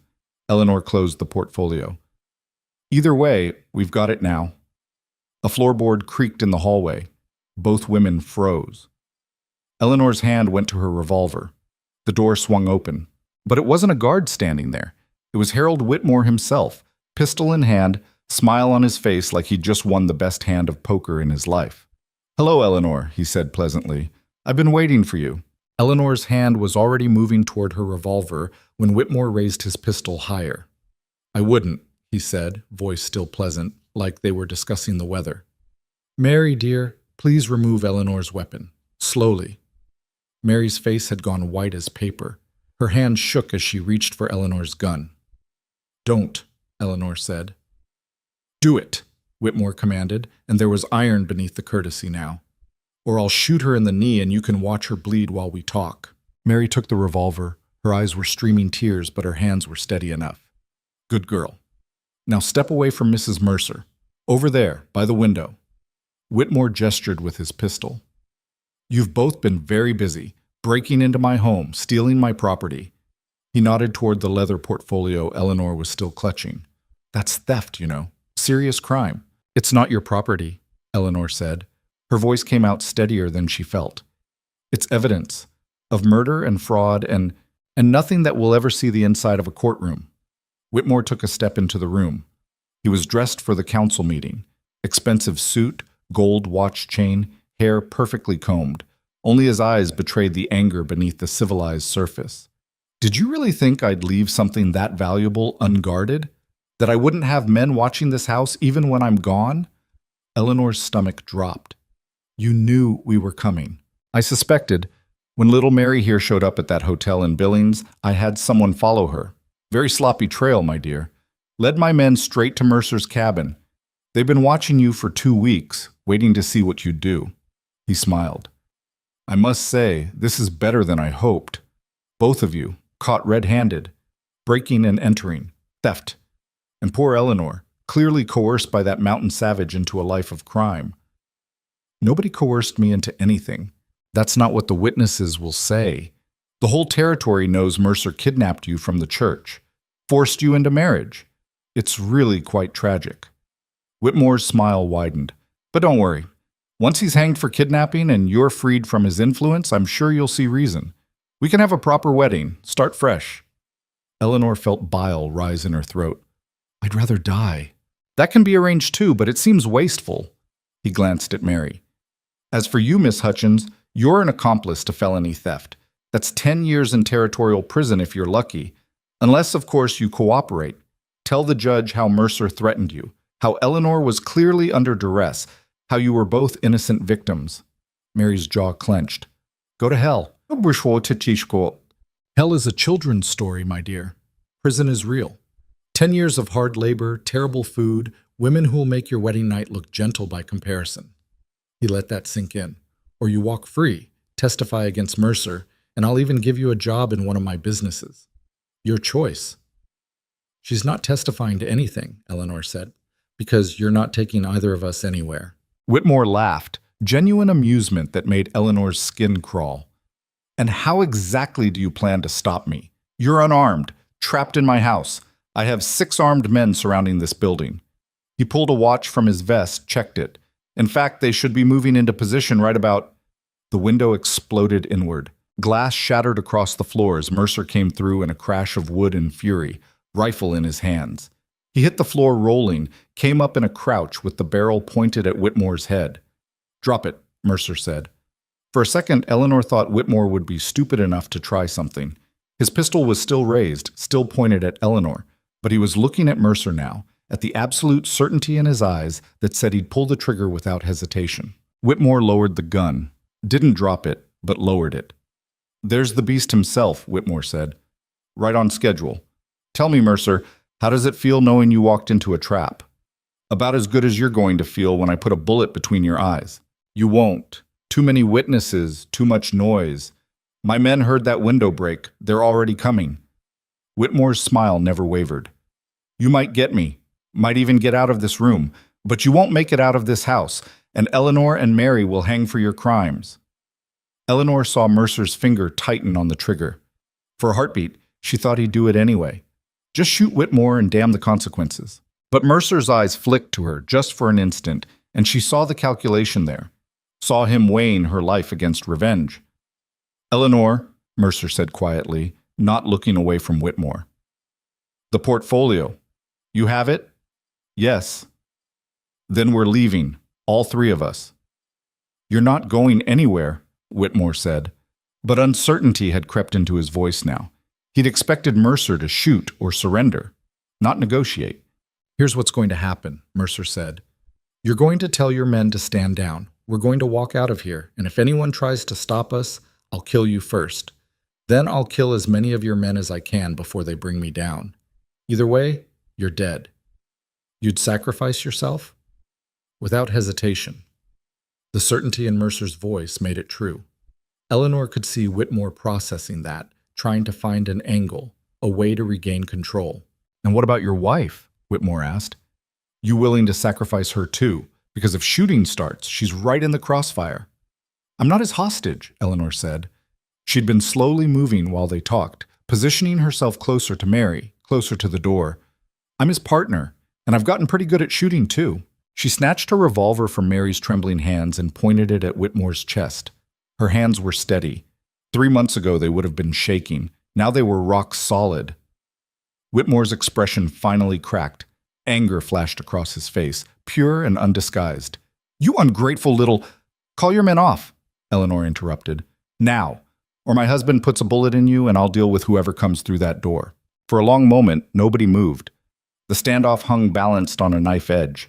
Then heavy footsteps sounded on the stairs, voices calling out. Whitmore's reinforcements were coming. Whitmore smiled again. Too late. Mercer fired. Not at Whitmore. At the oil lamp on the desk. It exploded in a shower of burning fuel that spread across the papers, the curtains, racing up the wall with terrifying speed. "Move!" Mercer shouted. Eleanor grabbed Mary's arm and ran for the door. Mercer was right behind them, keeping his rifle pointed back at Whitmore. The banker scrambled backward, trying to avoid the flames, shouting for help. They hit the hallway as armed men reached the top of the stairs. Mercer fired once, twice, not trying to kill, just forcing them back down. Eleanor and Mary ran for the back staircase Mary had mentioned, the servants' route that led to the kitchen.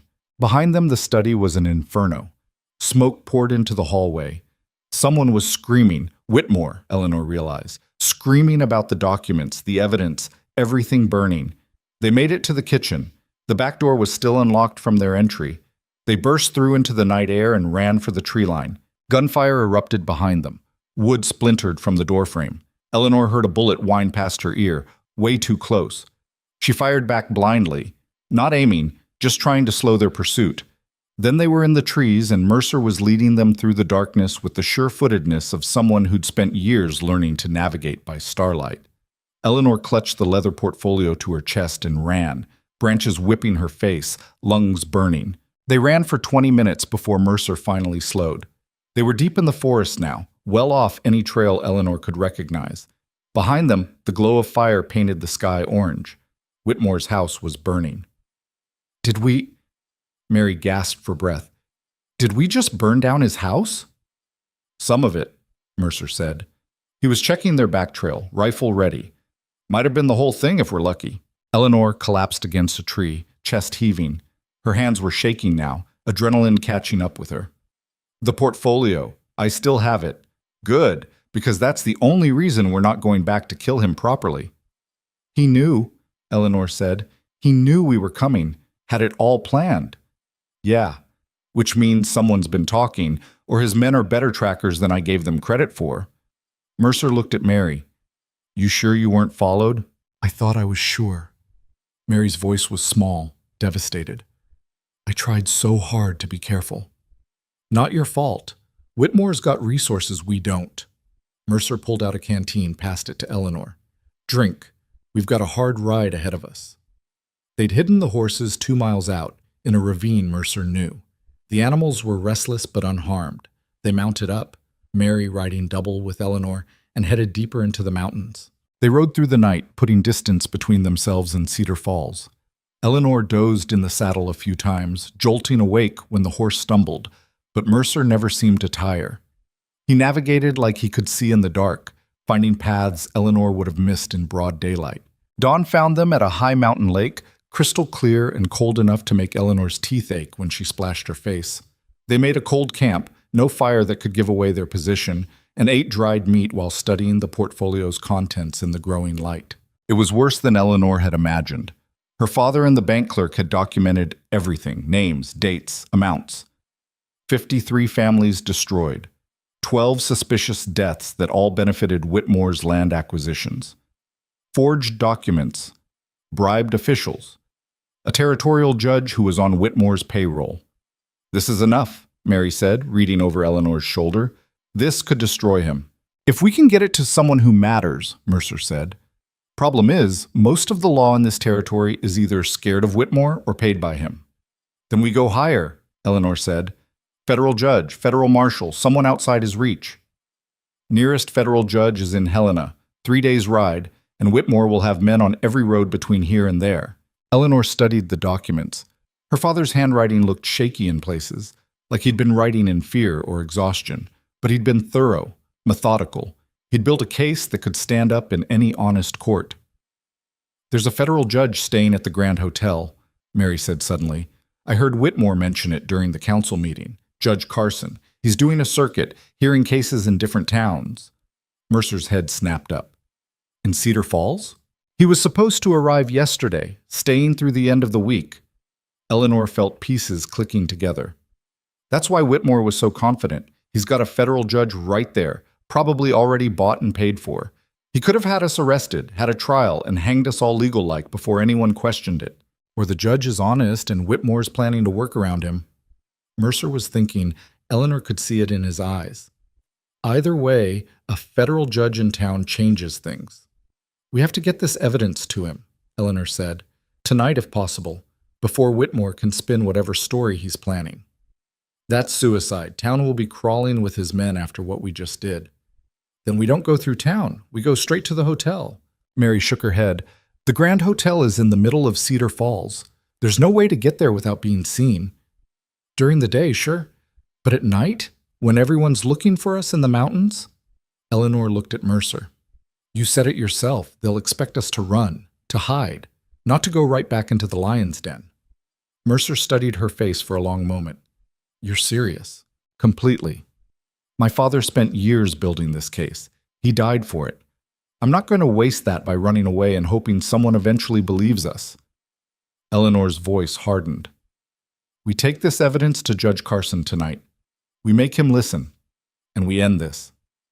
And if the judge is corrupt, if he's already working for Whitmore, then we improvise, but at least we tried. At least, Mary was looking between them like they'd both lost their minds. This is crazy. You're talking about riding back into a town full of people who want you dead. Yes, Eleanor said simply, to deliver evidence to a judge who might arrest you on sight. Yes, and if it goes wrong, we all die. Eleanor met Mary's eyes.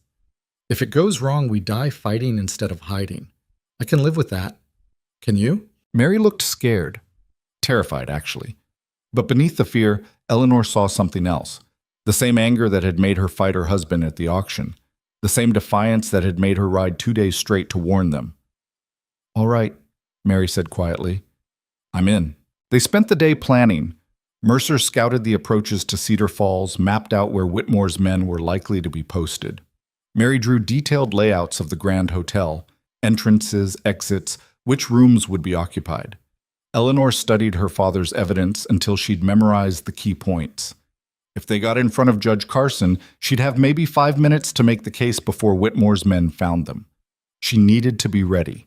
As the sun dropped toward the western peaks, Mercer made them all check their weapons.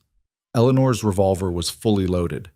Mary had a small pistol Mercer had given her, though she still shot like someone who'd only been practicing for 3 weeks. Rules, Mercer said, looking at both women. We stay together. If shooting starts, you get to cover and stay there until I say move. If I go down, you're not going down, Eleanor interrupted. If I go down, you grab the evidence and run. Get it to the judge or die trying, but don't stop to help me. Understood? Eleanor wanted to argue, but she saw the fear in his eyes, the same fear he'd had when talking about his first wife and daughter, the terror of losing someone else. Understood, she said quietly. They rode out as darkness fell. The moon was a thin crescent, barely enough light to see by, which was both a blessing and a curse. Harder for Whitmore's men to spot them, also harder to navigate. But Mercer knew these mountains. He led them down by a route Eleanor never would have found, so steep in places she thought the horses would stumble. But they made it to the valley floor without incident. Cedar Falls glowed in the distance. More lights than usual, lanterns in windows, torches in the streets. People were awake, watching. They're looking for us, Mary whispered. Let them look, Mercer said. We're not going through town. He took them wide around the settlement, moving through farmland and forest. They approached Cedar Falls from the north side, where the Grand Hotel backed up against a small park. Mercer found them cover in a copse of trees maybe 200 yards from the hotel's rear entrance. I'll go first, he said. Scout the building. See where the guards are posted. You two wait here. We should all, Eleanor started. We should be smart. If I don't come back in 20 minutes, you ride for Helena and find a different judge. Mercer looked at her. Promise me." Eleanor didn't want to promise, but she nodded. Mercer slipped into the darkness like smoke. Eleanor counted heartbeats, trying to calm her racing pulse. Beside her, Mary was praying silently, lips moving. 15 minutes passed. 18. Eleanor's hand went to her revolver. Then Mercer materialized out of the shadows like he'd never left. 2 guards at the back entrance, another 2 in the lobby. Judge Carson is in room 12, second floor. Window faces east. "How do you know that?" Mary asked. "I asked the kitchen boy, gave him $5 and told him his mother says hello." Mercer's mouth quirked. Kid's terrified of disappointing his ma. "Can we get to the room?" Eleanor asked. "I can get to the room. You 2 are staying here." "Not a chance." "Eleanor, we're partners, remember? You said it yourself. So we do this together or not at all?" Mercer looked like he wanted to argue, but something in Eleanor's face must have convinced him. "Fine.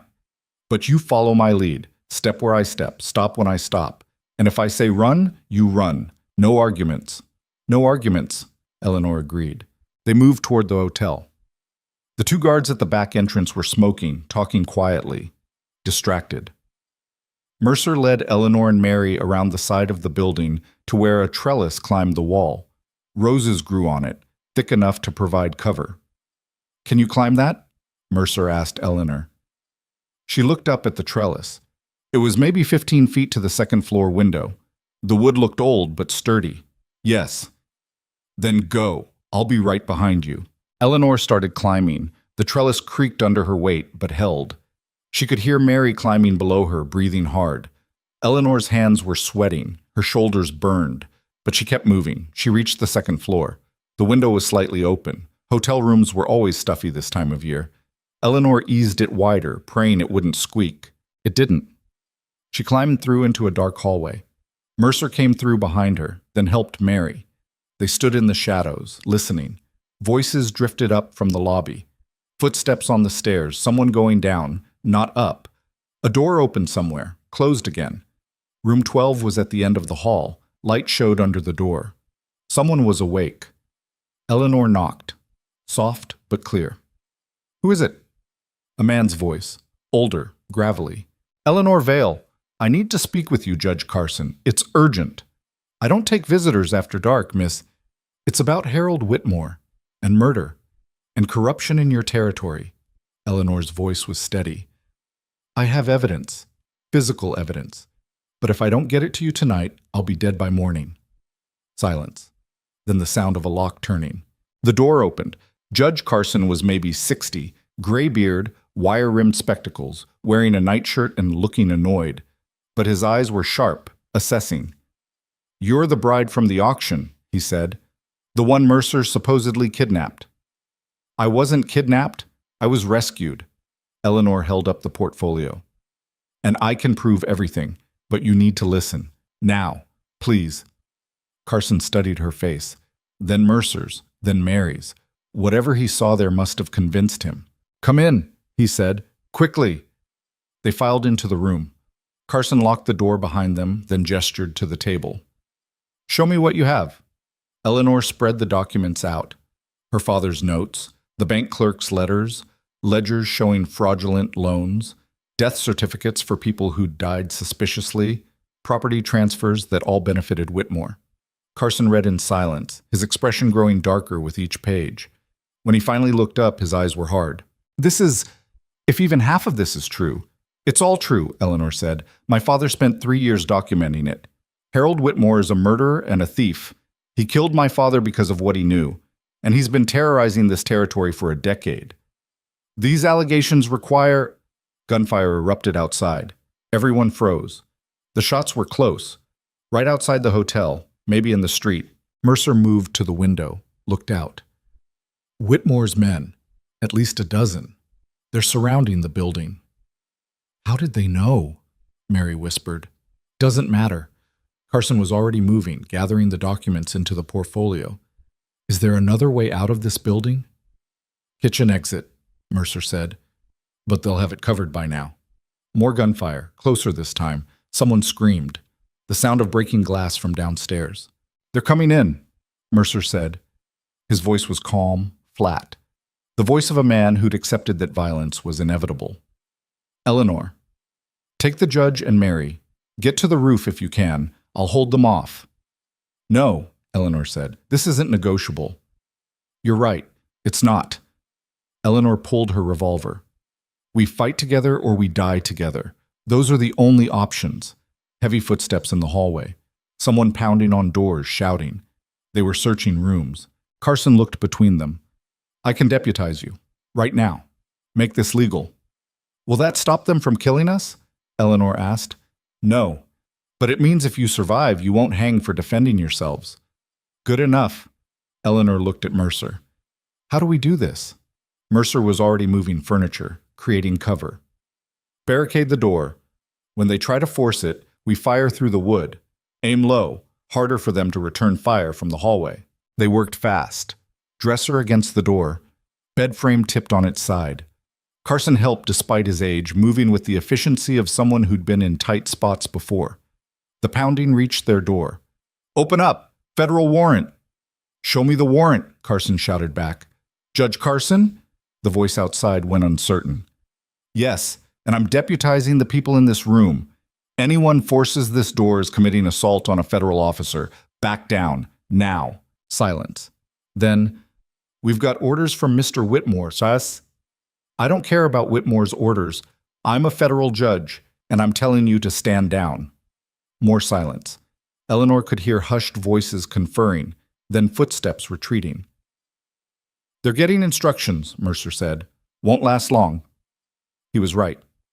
2 minutes later, the door shuddered from a massive impact. Someone had brought a ram or a piece of furniture to batter it down. Another impact. Wood splintered around the lock.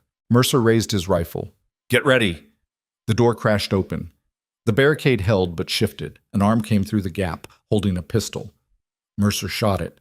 The gun clattered to the floor and the arm disappeared, its owner screaming.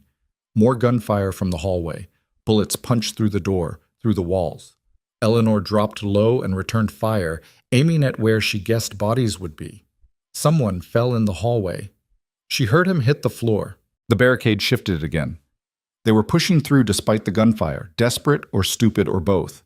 Eleanor's revolver clicked empty. She fumbled for the spare cylinder Mercer had made her carry, hands shaking but still moving. Reload, aim, fire. A man burst through the barricade. Mercer shot him in the chest. He went down, but another came right behind him, then another. The room filled with smoke and noise and terror. Eleanor couldn't tell who was shooting what. She just aimed at anyone who wasn't Mercer or Mary or Carson and pulled the trigger. Then silence. Sudden and absolute. Eleanor's ears rang. She blinked smoke out of her eyes. 3 bodies lay in the doorway. The hallway beyond was empty. Reload, Mercer said. His voice was hoarse. Blood ran down his left arm from a wound Eleanor hadn't seen him take. You're hurt, she said. I'm fine. Reload. Eleanor reloaded with shaking hands. Beside her, Mary was ghost white but still standing, still holding her pistol. They'll be back, Carson said. He'd picked up one of the dropped pistols, held it with familiar competence. Bigger force next time. We can't hold this room. Roof, Mercer said. Only way. They abandoned the barricade and ran for the hallway. Bodies everywhere. Whitmore's men, hotel guests caught in crossfire. The building was chaos, people screaming, smoke filling the corridors. They found the roof access through a service stairwell. The night air hit Eleanor like cold water, shocking and clear after the smoke-choked hotel. Now what? Mary asked. Now we make noise, Carson said. He fired 3 shots into the air, then 3 more. That's a federal distress signal. If there's anyone in this town who's still loyal to actual law, there isn't, Mercer said flatly. Whitmore owns everyone. Not everyone, Carson fired again. I've got U.S. Marshals quartered outside town. Didn't trust local accommodations. They'll hear this. More shots from below. Whitmore's men were coming up the stairs. How long? Eleanor asked. 20 minutes if they ride hard, 10 if they were already on their way. Mercer barricaded the roof access door. It wouldn't hold long. We might not have 10 minutes. Then we make our own time. Eleanor moved to the roof edge. Below, she could see the street. Torches. Armed men. And in the middle of them all, Harold Whitmore, directing his forces like a general at war. She raised her revolver and fired, missed, but the shot made Whitmore look up, made him see her standing there. "You want me so bad?" Eleanor shouted down. "Come get me yourself. Stop sending your men to die for your pride." Whitmore's face twisted with rage. He said something to the men around him, pointed up at the roof. "Eleanor, what are you doing?" Mercer asked. "Buying time, making him angry. Angry men make mistakes." The roof access door shuddered from impact. They were coming. Eleanor kept shouting, kept firing down into the street, not trying to hit anyone, just keeping Whitmore's attention focused up instead of on organizing his forces. The door burst open. Mercer fired. Someone screamed. The door slammed shut again. "How long has it been?" Mary asked. 5 minutes, Carson said. "Maybe 6. The door opened again. This time 3 men came through at once, firing as they came. Mercer took one down. Eleanor shot another. The third got behind cover and returned fire, forcing them back from the roof edge. More men were coming. Eleanor could hear them on the stairs. Too many. They were going to be overwhelmed. Then she heard it. Distant but getting closer. Hoofbeats. Lot of them. "That's cavalry pace," Carson said. "My marshals." Whitmore heard it too. Eleanor saw him looking toward the sound, saw uncertainty cross his face for the first time. The marshals hit Cedar Falls like thunder. Eleanor couldn't see much from the roof, but she heard shouting, heard Whitmore's men being ordered to stand down, heard resistance, and then gunfire. The pressure on the roof access eased. Whitmore's men were retreating, regrouping. "Stay down," Mercer said. "Let the marshals handle it." They waited. The gunfire below intensified, then gradually faded. Voices calling for surrender, the sound of men being arrested. Finally, footsteps on the stairs. Different this time. Measured. Official. "Judge Carson?" A new voice. "U.S. Marshal Davis, are you secure?" "We're secure," Carson called back. "3 deputies with me. Stand down." The door opened carefully. 3 marshals entered, guns drawn but not aimed. They wore federal badges and looked capable. "Judge, we got word about the distress shots. What's the situation?" "Attempted murder of a federal judge," Carson said calmly. "And I've got evidence of a criminal conspiracy that's going to shake this whole territory. Get Harold Whitmore in custody. Now." By dawn, it was over. They'd moved to the courthouse, the only building in town that felt secure enough. Whitmore sat in chains, his expensive suit torn and dirty, blood from a split lip staining his collar. His men were locked up. The marshals had taken control of the town. Eleanor sat in the witness chair, exhausted beyond measure, and told her story. All of it. The auction, her father's death, the evidence, the chase, the fire, the siege. Carson listened. So did the marshals. So did the crowd that had gathered. Townspeople who'd been too scared to speak before, but were finding courage now that Whitmore was in chains. When Eleanor finished, Carson asked, "And you'll testify to all of this in federal court?" "Yes." "Miss Hutchins?" Mary nodded. "Yes, sir." "Mr. Mercer?" Mercer looked at Carson. "I'll testify. But I've got a murder warrant out of this territory, 7 years old. For defending your family from men who were burning your home," Carson said. He'd read all the evidence during the night. "I'll have that warrant vacated. You're not a criminal, Mr. Mercer. You're a victim." Something broke in Mercer's expression. 7 years of running, of hiding, of believing he was a wanted man, gone in a single sentence. Carson turned to Whitmore. "Harold Whitmore, you're hereby charged with murder, conspiracy to commit murder, fraud, bribery of public officials, and about 15 other crimes I'll enumerate later. You'll be tried in federal court, and based on the evidence I've seen, you're going to hang." Whitmore didn't speak. Just sat there in his chains, empire collapsed around him, watching Eleanor with eyes that promised murder. "Get him out of my sight," Carson said. The marshals hauled Whitmore away. The crowd erupted in noise, some cheering, some crying, some just standing in shock that the man who'd controlled them for so long was finally brought down. Eleanor stood on shaking legs. Mercer was there immediately, arm around her waist, holding her up. "It's over," he said quietly. "Not yet. Trial still. It's over," he repeated. "The hard part's done. The rest is just paperwork." Eleanor wanted to believe that, But she'd learned these past months that nothing was ever really over until you buried it deep and moved on. Still, for now, for this moment, they'd won. The trial lasted 3 weeks, though it felt like 3 years. Eleanor testified for 2 full days, standing in front of a federal court packed with people who'd traveled from across the territory to watch Harold Whitmore's empire burn. Some came for justice. Some came for spectacle. Most came because they needed to see with their own eyes that a man like Whitmore could actually fall. The prosecution presented her father's documents piece by piece, building a case so overwhelming that even Whitmore's expensive lawyers from Denver couldn't dismantle it.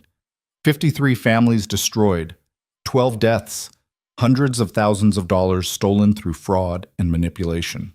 And Eleanor was there for all of it, watching Whitmore's face as witness after witness took the stand. People who'd been too terrified to speak before found their voices now. A widow whose husband had died in a mining collapse testified that Whitmore's men had weakened the support beams the night before. A rancher showed documents proving Whitmore had diverted water illegally. Even Whitmore's own bank clerk, Thomas Morrison's replacement, broke down and confessed to forging loan papers under threat of losing his job. Mercer sat in the gallery every day, silent support that Eleanor drew strength from. Mary was there too, having testified about the bride auction and Whitmore's attempt to buy Eleanor like property. Judge Carson presided with an iron hand, allowing no delays, no theatrics from the defense. On the 18th day, the jury deliberated for 45 minutes. Guilty, on all counts. The courtroom erupted, people cheering, crying, embracing strangers. Eleanor just sat there, feeling hollowed out and strangely empty. She'd wanted this, fought for it, nearly died for it. But watching Whitmore's face as the verdict was read, seeing the disbelief, the rage, the final understanding that his money and influence meant nothing here, she felt no triumph, just exhaustion. "You all right?" Mercer asked quietly. He'd made his way through the crowd to her side. "I don't know what I am." "That's fair." He took her hand. "Come on, let's get out of here." They walked through Cedar Falls in the late afternoon sun. The town looked different now, cleaner somehow, like Whitmore's removal had lifted a shadow Eleanor hadn't fully noticed until it was gone. People nodded to them on the street. Some thanked Eleanor directly. An old woman grabbed her hand and wept, saying her husband had died in one of Whitmore's schemes, and she'd never thought she'd see justice. Eleanor didn't know what to say to that. "I'm sorry for your loss" seemed inadequate.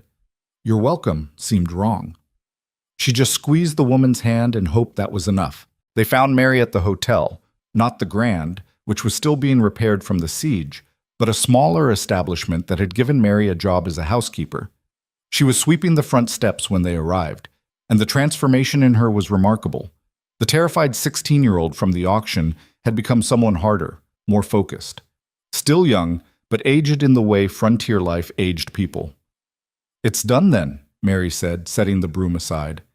"It's done," Eleanor confirmed. "When's the hanging?"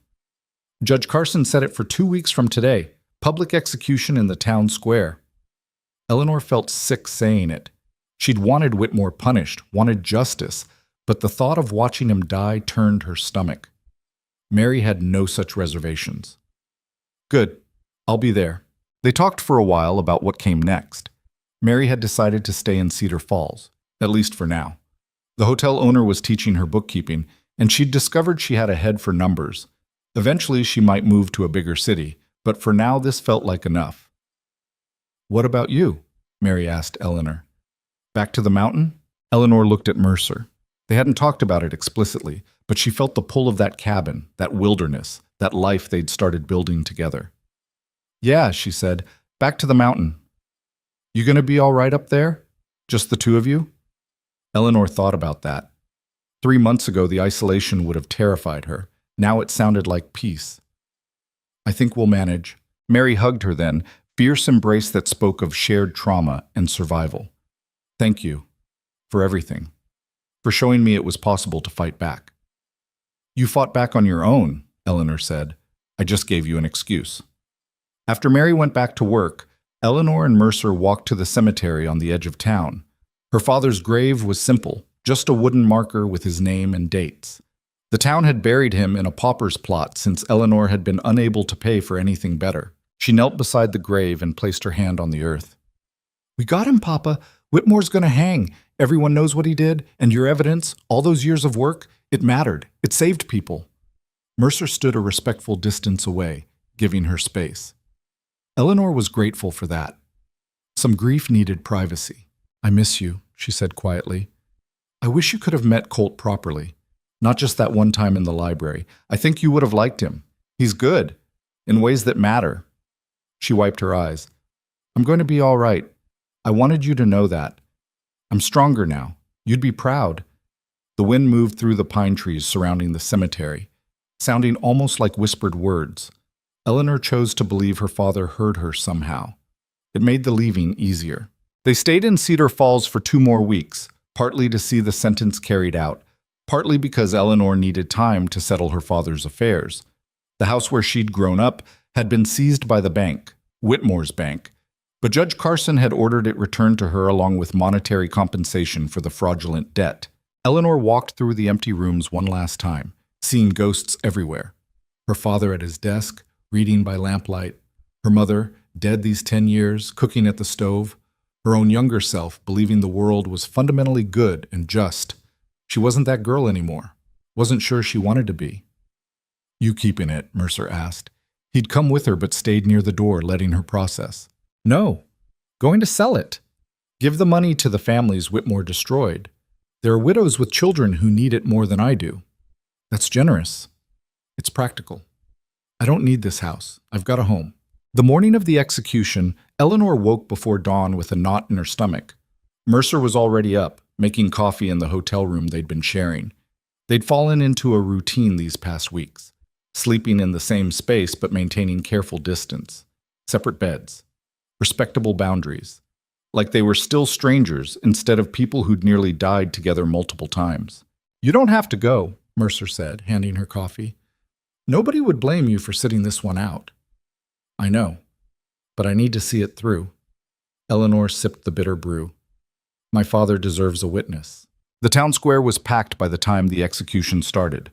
Eleanor and Mercer stood near the back, not wanting to be part of the spectacle. Judge Carson read the sentence in a clear, carrying voice.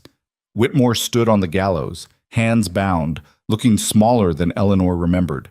Without his expensive suits and confident swagger, he was just a middle-aged man facing death. He scanned the crowd and his eyes found Eleanor's. For a moment, something passed between them. Not forgiveness, but maybe understanding. They'd both been shaped by this frontier, by the brutality and opportunity it offered. Whitmore had chosen to take and destroy.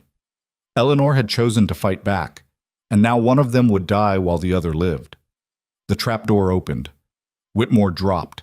His neck broke clean, quick death, more mercy than he'd given his victims. Eleanor turned away before they cut him down.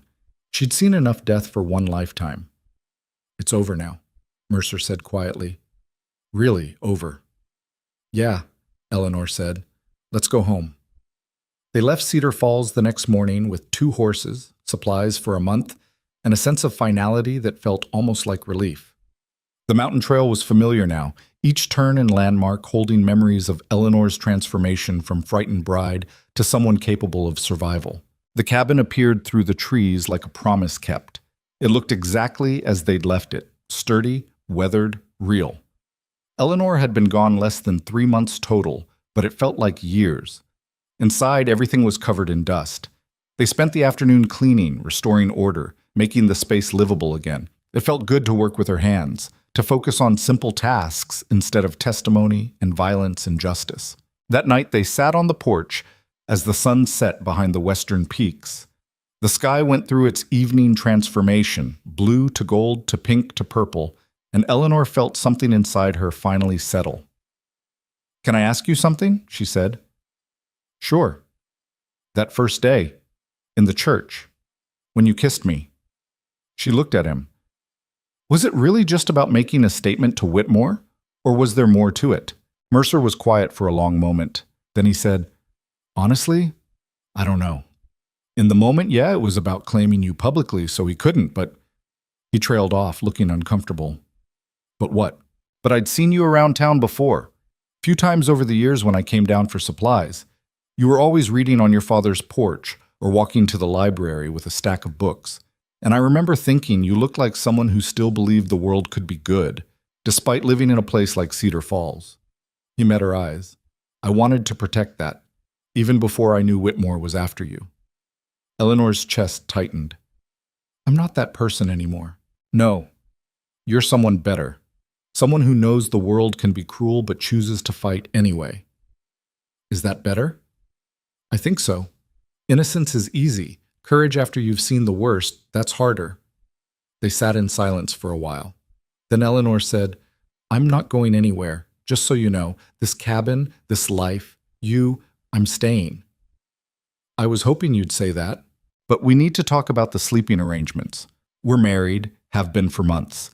And I'm tired of pretending there's still this huge distance between us when there isn't.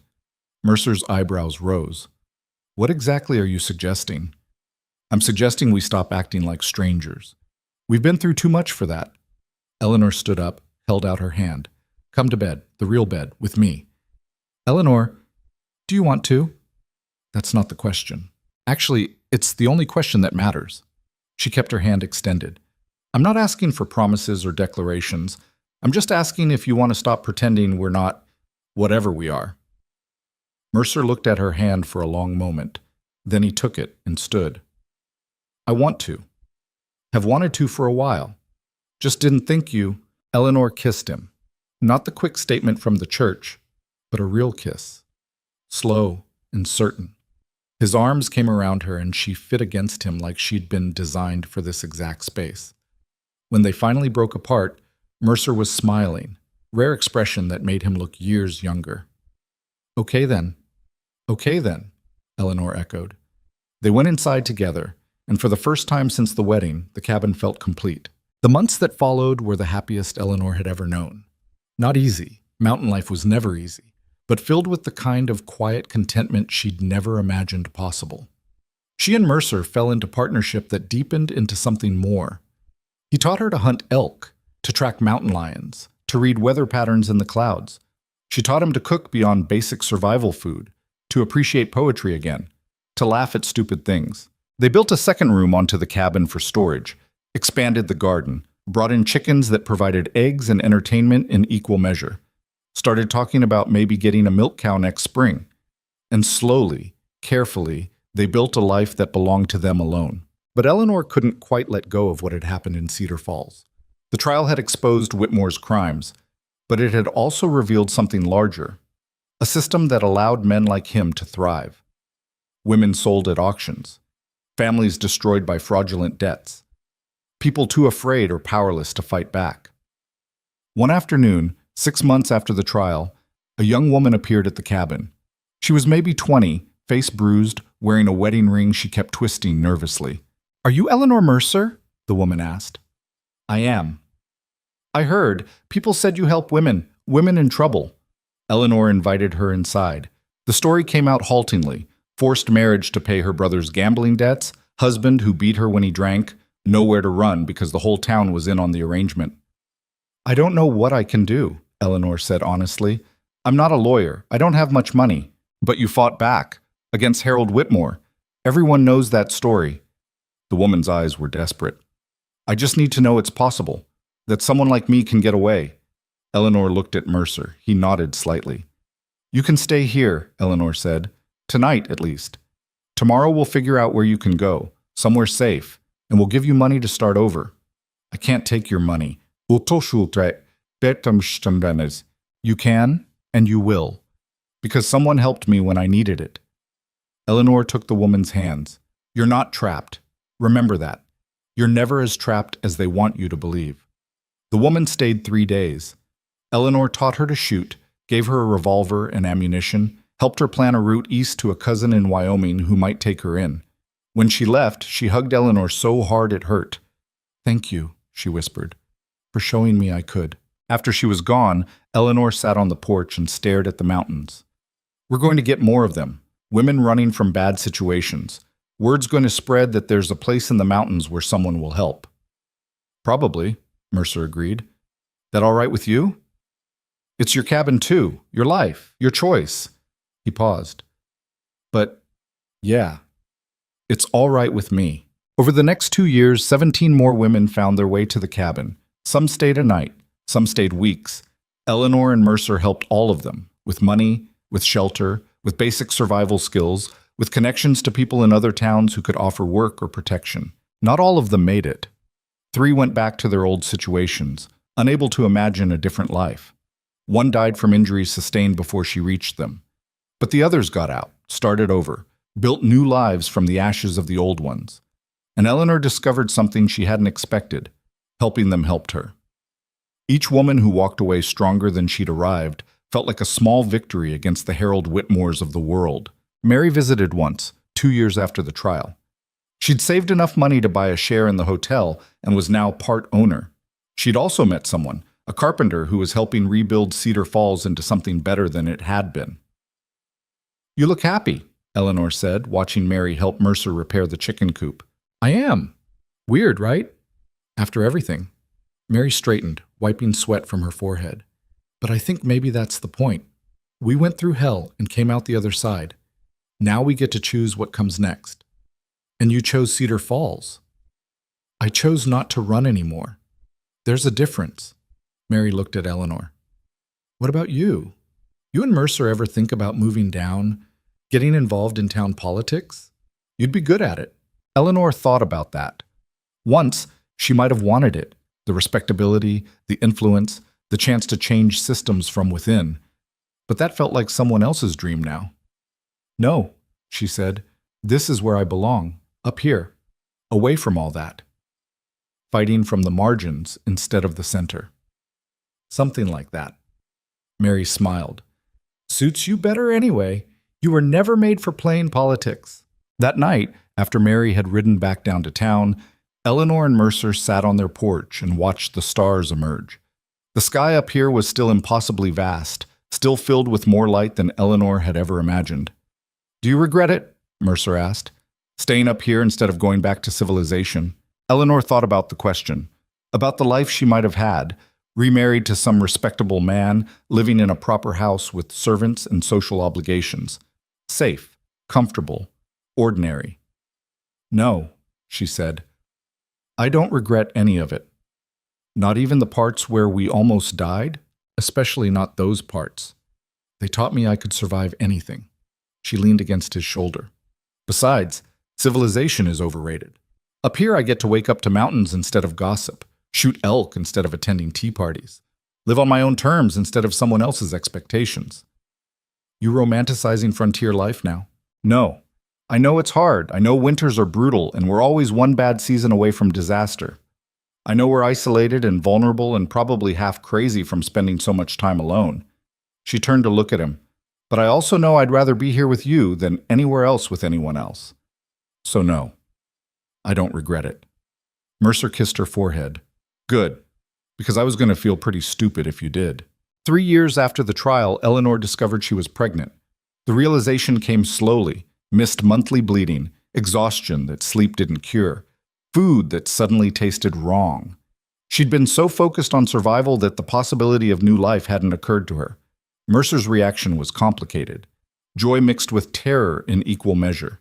His first daughter had died at 4 years old. The thought of trying again, of risking that kind of loss. "We don't have to," Eleanor said, watching his face. "If it's too much—" "No, I want this. Want you. Want—" He put his hand on her still flat stomach. "I'm just scared." "Me too, but we'll figure it out, same way we figured out everything else." They spent the pregnancy preparing. Mercer built a cradle from pine wood, sanding it so smooth there wasn't a single rough edge. Eleanor sewed baby clothes from fabric she'd saved, trying to remember what her mother had taught her about tiny seams and delicate stitching. They argued about names. Mercer wanted to honor his first daughter, Emma, but Eleanor worried that would make it harder for him to see this child as her own person. They compromised on Emma as a middle name if it was a girl, and started considering other options for first names. The baby came in early spring, during a storm that made Eleanor glad they'd prepared for isolation. No doctor, no midwife, just Mercer, who'd helped deliver foals and calves, but never a human child, doing his best with shaking hands and whispered prayers to no one in particular. It was 14 hours of pain that made getting shot seem pleasant by comparison. Eleanor screamed things she didn't mean and probably broke Mercer's hand with her grip. But when it was finally over and their daughter was crying loud enough to shake the roof beams, Eleanor understood why people called it a miracle. "She's perfect," Mercer said, voice breaking. He was holding the baby like she might shatter. "Look at her. She's perfect." The baby wasn't perfect. She was wrinkled and red and covered in vernix and screaming her head off. But she was theirs, and she was alive, and that was enough. They named her Sarah Catherine Mercer. Sarah for Mercer's first wife. Catherine for Catherine Chen, the woman from the auction who'd burned down a mine office rather than accept being owned. Sarah grew fast, filling the cabin with noise and chaos, and a kind of joy Eleanor hadn't known was possible. She had Mercer's dark eyes and Eleanor's stubborn jaw and a personality that suggested she'd be hell on wheels once she learned to walk. "She's going to be trouble," Mercer said one evening, watching Sarah attempt to eat her own foot. "Good," Eleanor said. "Trouble means she won't let anyone push her around." The years passed. Sarah learned to walk, then run, then climb things she had no business climbing. More children followed. A son they named Daniel after Eleanor's father, then another daughter, then twin boys who nearly killed Eleanor during delivery but emerged healthy and screaming. The cabin expanded with the family. More rooms, more beds, more noise and laughter, and the particular chaos that came with raising children in the wilderness. But through it all, Eleanor and Mercer maintained the core of what they'd built together: partnership, respect, the understanding that they'd both survived hell and chosen each other anyway. Women still came to the cabin occasionally, looking for help. Eleanor helped when she could, though it was harder now with children underfoot. But she taught her daughters the same skills Mercer had taught her: shooting, tracking, survival. Taught them that strength came in many forms and that being scared didn't mean being helpless. She taught her sons too, made sure they understood that protecting women didn't mean owning them, that real men didn't need to control others to feel powerful, that courage meant standing up to systems that were wrong even when it cost you everything. One afternoon when Sarah was 12 and asking uncomfortable questions about where babies came from, Eleanor told her an edited version of how she and Mercer had met: the auction, the rescue, the ride into the mountains. "So Daddy bought you?" Sarah asked, looking horrified. "He bought my debt, which isn't the same thing but also isn't great," Eleanor admitted. "It was a complicated situation. But you chose to stay with him." "Eventually, after I learned who he really was." Eleanor looked at her daughter. "The point isn't that someone rescued me. The point is that I learned to rescue myself. Your father gave me tools and space and time, but I did the work. So if someone tries to auction me off, you shoot them and burn their house down in that order."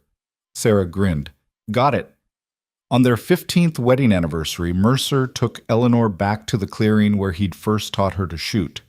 The tin cans were long gone, rusted away or buried by time, but the fallen log was still there, and the memories were sharp as yesterday. "Think you can still hit anything?" Mercer asked, handing her a revolver. Eleanor took it, felt the familiar weight. "Probably, though these days I'm more likely to use it on children who won't go to bed than on actual threats." Terrifying either way. She fired 6 times, hitting 5 invisible targets. Mercer applauded. "Not bad for an old married woman," he said. "Old? I'm 38. Ancient, practically decrepit." Eleanor punched his arm. "You're 45. That makes you prehistoric." "Fair point." He pulled her close, and even after 15 years, the fit was still perfect. "Thank you." "For what?" "For staying, for building this life with me, for being stronger than you thought you could be." He kissed her forehead. "For saying yes in that church, even though you had no reason to trust me." Eleanor thought about that day, about standing in that cream-colored dress, watching Mary get dragged away, feeling Whitmore's eyes on her like ownership, about Mercer crashing through those doors like vengeance itself. "I didn't say yes because I trusted you," she admitted. "I said yes because I was desperate and you looked less terrible than the alternative." Romantic. "But I stayed because I learned to trust you, learned to love you, learned that sometimes the best things in life come from the worst circumstances." She looked up at him. "So thank you too, for being worth trusting." They walked back to the cabin hand in hand. Through the window, Eleanor could see their children, Sarah helping Daniel with reading, the twins wrestling on the floor, the youngest napping in her cradle. This was her life now. Noisy, chaotic, filled with diapers and dishes and the constant work of survival. Nothing like what she'd imagined standing in her father's library 15 years ago. But it was hers, built with her own hands and choices and courage, and that made it more valuable than any life someone else might have chosen for her. That night, after the children were finally asleep and the cabin was quiet, Eleanor stood on the porch and looked at the stars. Somewhere down in the valley, Cedar Falls was still there. Still growing, still changing, still full of people trying to survive the frontier's casual brutality. But up here in the mountains, Eleanor had found something those people were still searching for. Not safety. The wilderness was never safe. Not comfort. Frontier life was hard and would always be hard. She'd found freedom, real freedom, the kind that came from choosing your own path even when all the paths looked impossible. The kind that came from learning you were stronger than you'd ever imagined. The kind that came from building something real with someone who saw you as an equal instead of property. Mercer came out to join her, 2 cups of coffee in hand. They stood together in comfortable silence, watching the night sky. "Think they'll remember us?" Eleanor asked. "The women we helped, years from now." "Some will, some won't. Does it matter?" "I guess not. We didn't do it for recognition. We did it because it was right, and because you couldn't stand the thought of anyone else going through what you went through." Mercer sipped his coffee. "That's legacy enough." Eleanor thought about all those women, the ones who'd made it and the ones who hadn't, the ones who'd built new lives and the ones who'd gone back to old ones, each of them a story, each of them a choice. "My father used to say that the world gets better one person at a time," she said quietly.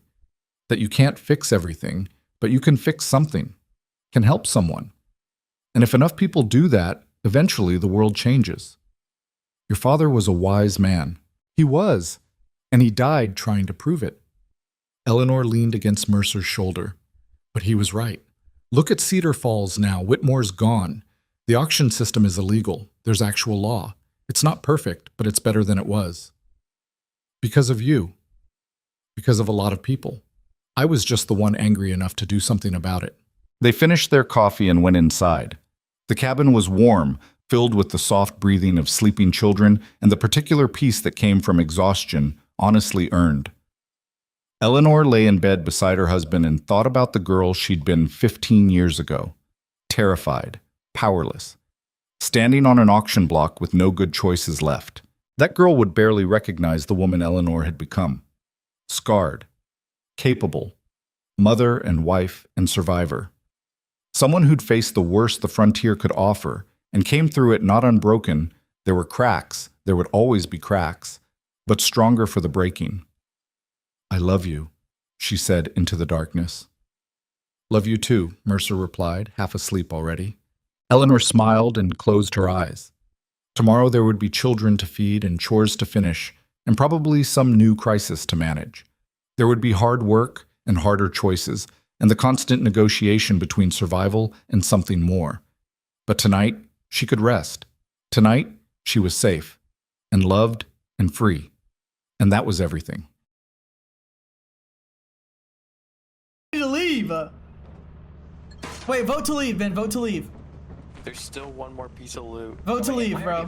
How do we get out, dude? Vote to leave, bro. We just pulled a lever. Did you grab the engine at the... Oh, the start? You're not gonna pull it, Ben? In case one of us dies, we can still get out. Okay, he's staying, so. Fair enough.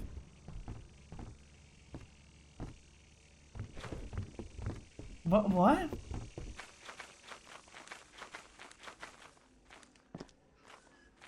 What a peculiar mission this has been on this moon. We made like no money. That's my fault partially. I did not mean to fall off the fucking map, bro. Fucking landmine just right at the bottom of the stairs.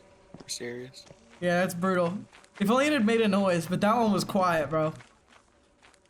I wonder if they do that where there's like 1 in 10 chance that they just don't make a sound. He's getting lost, I think. Oh wait, no, he's fine.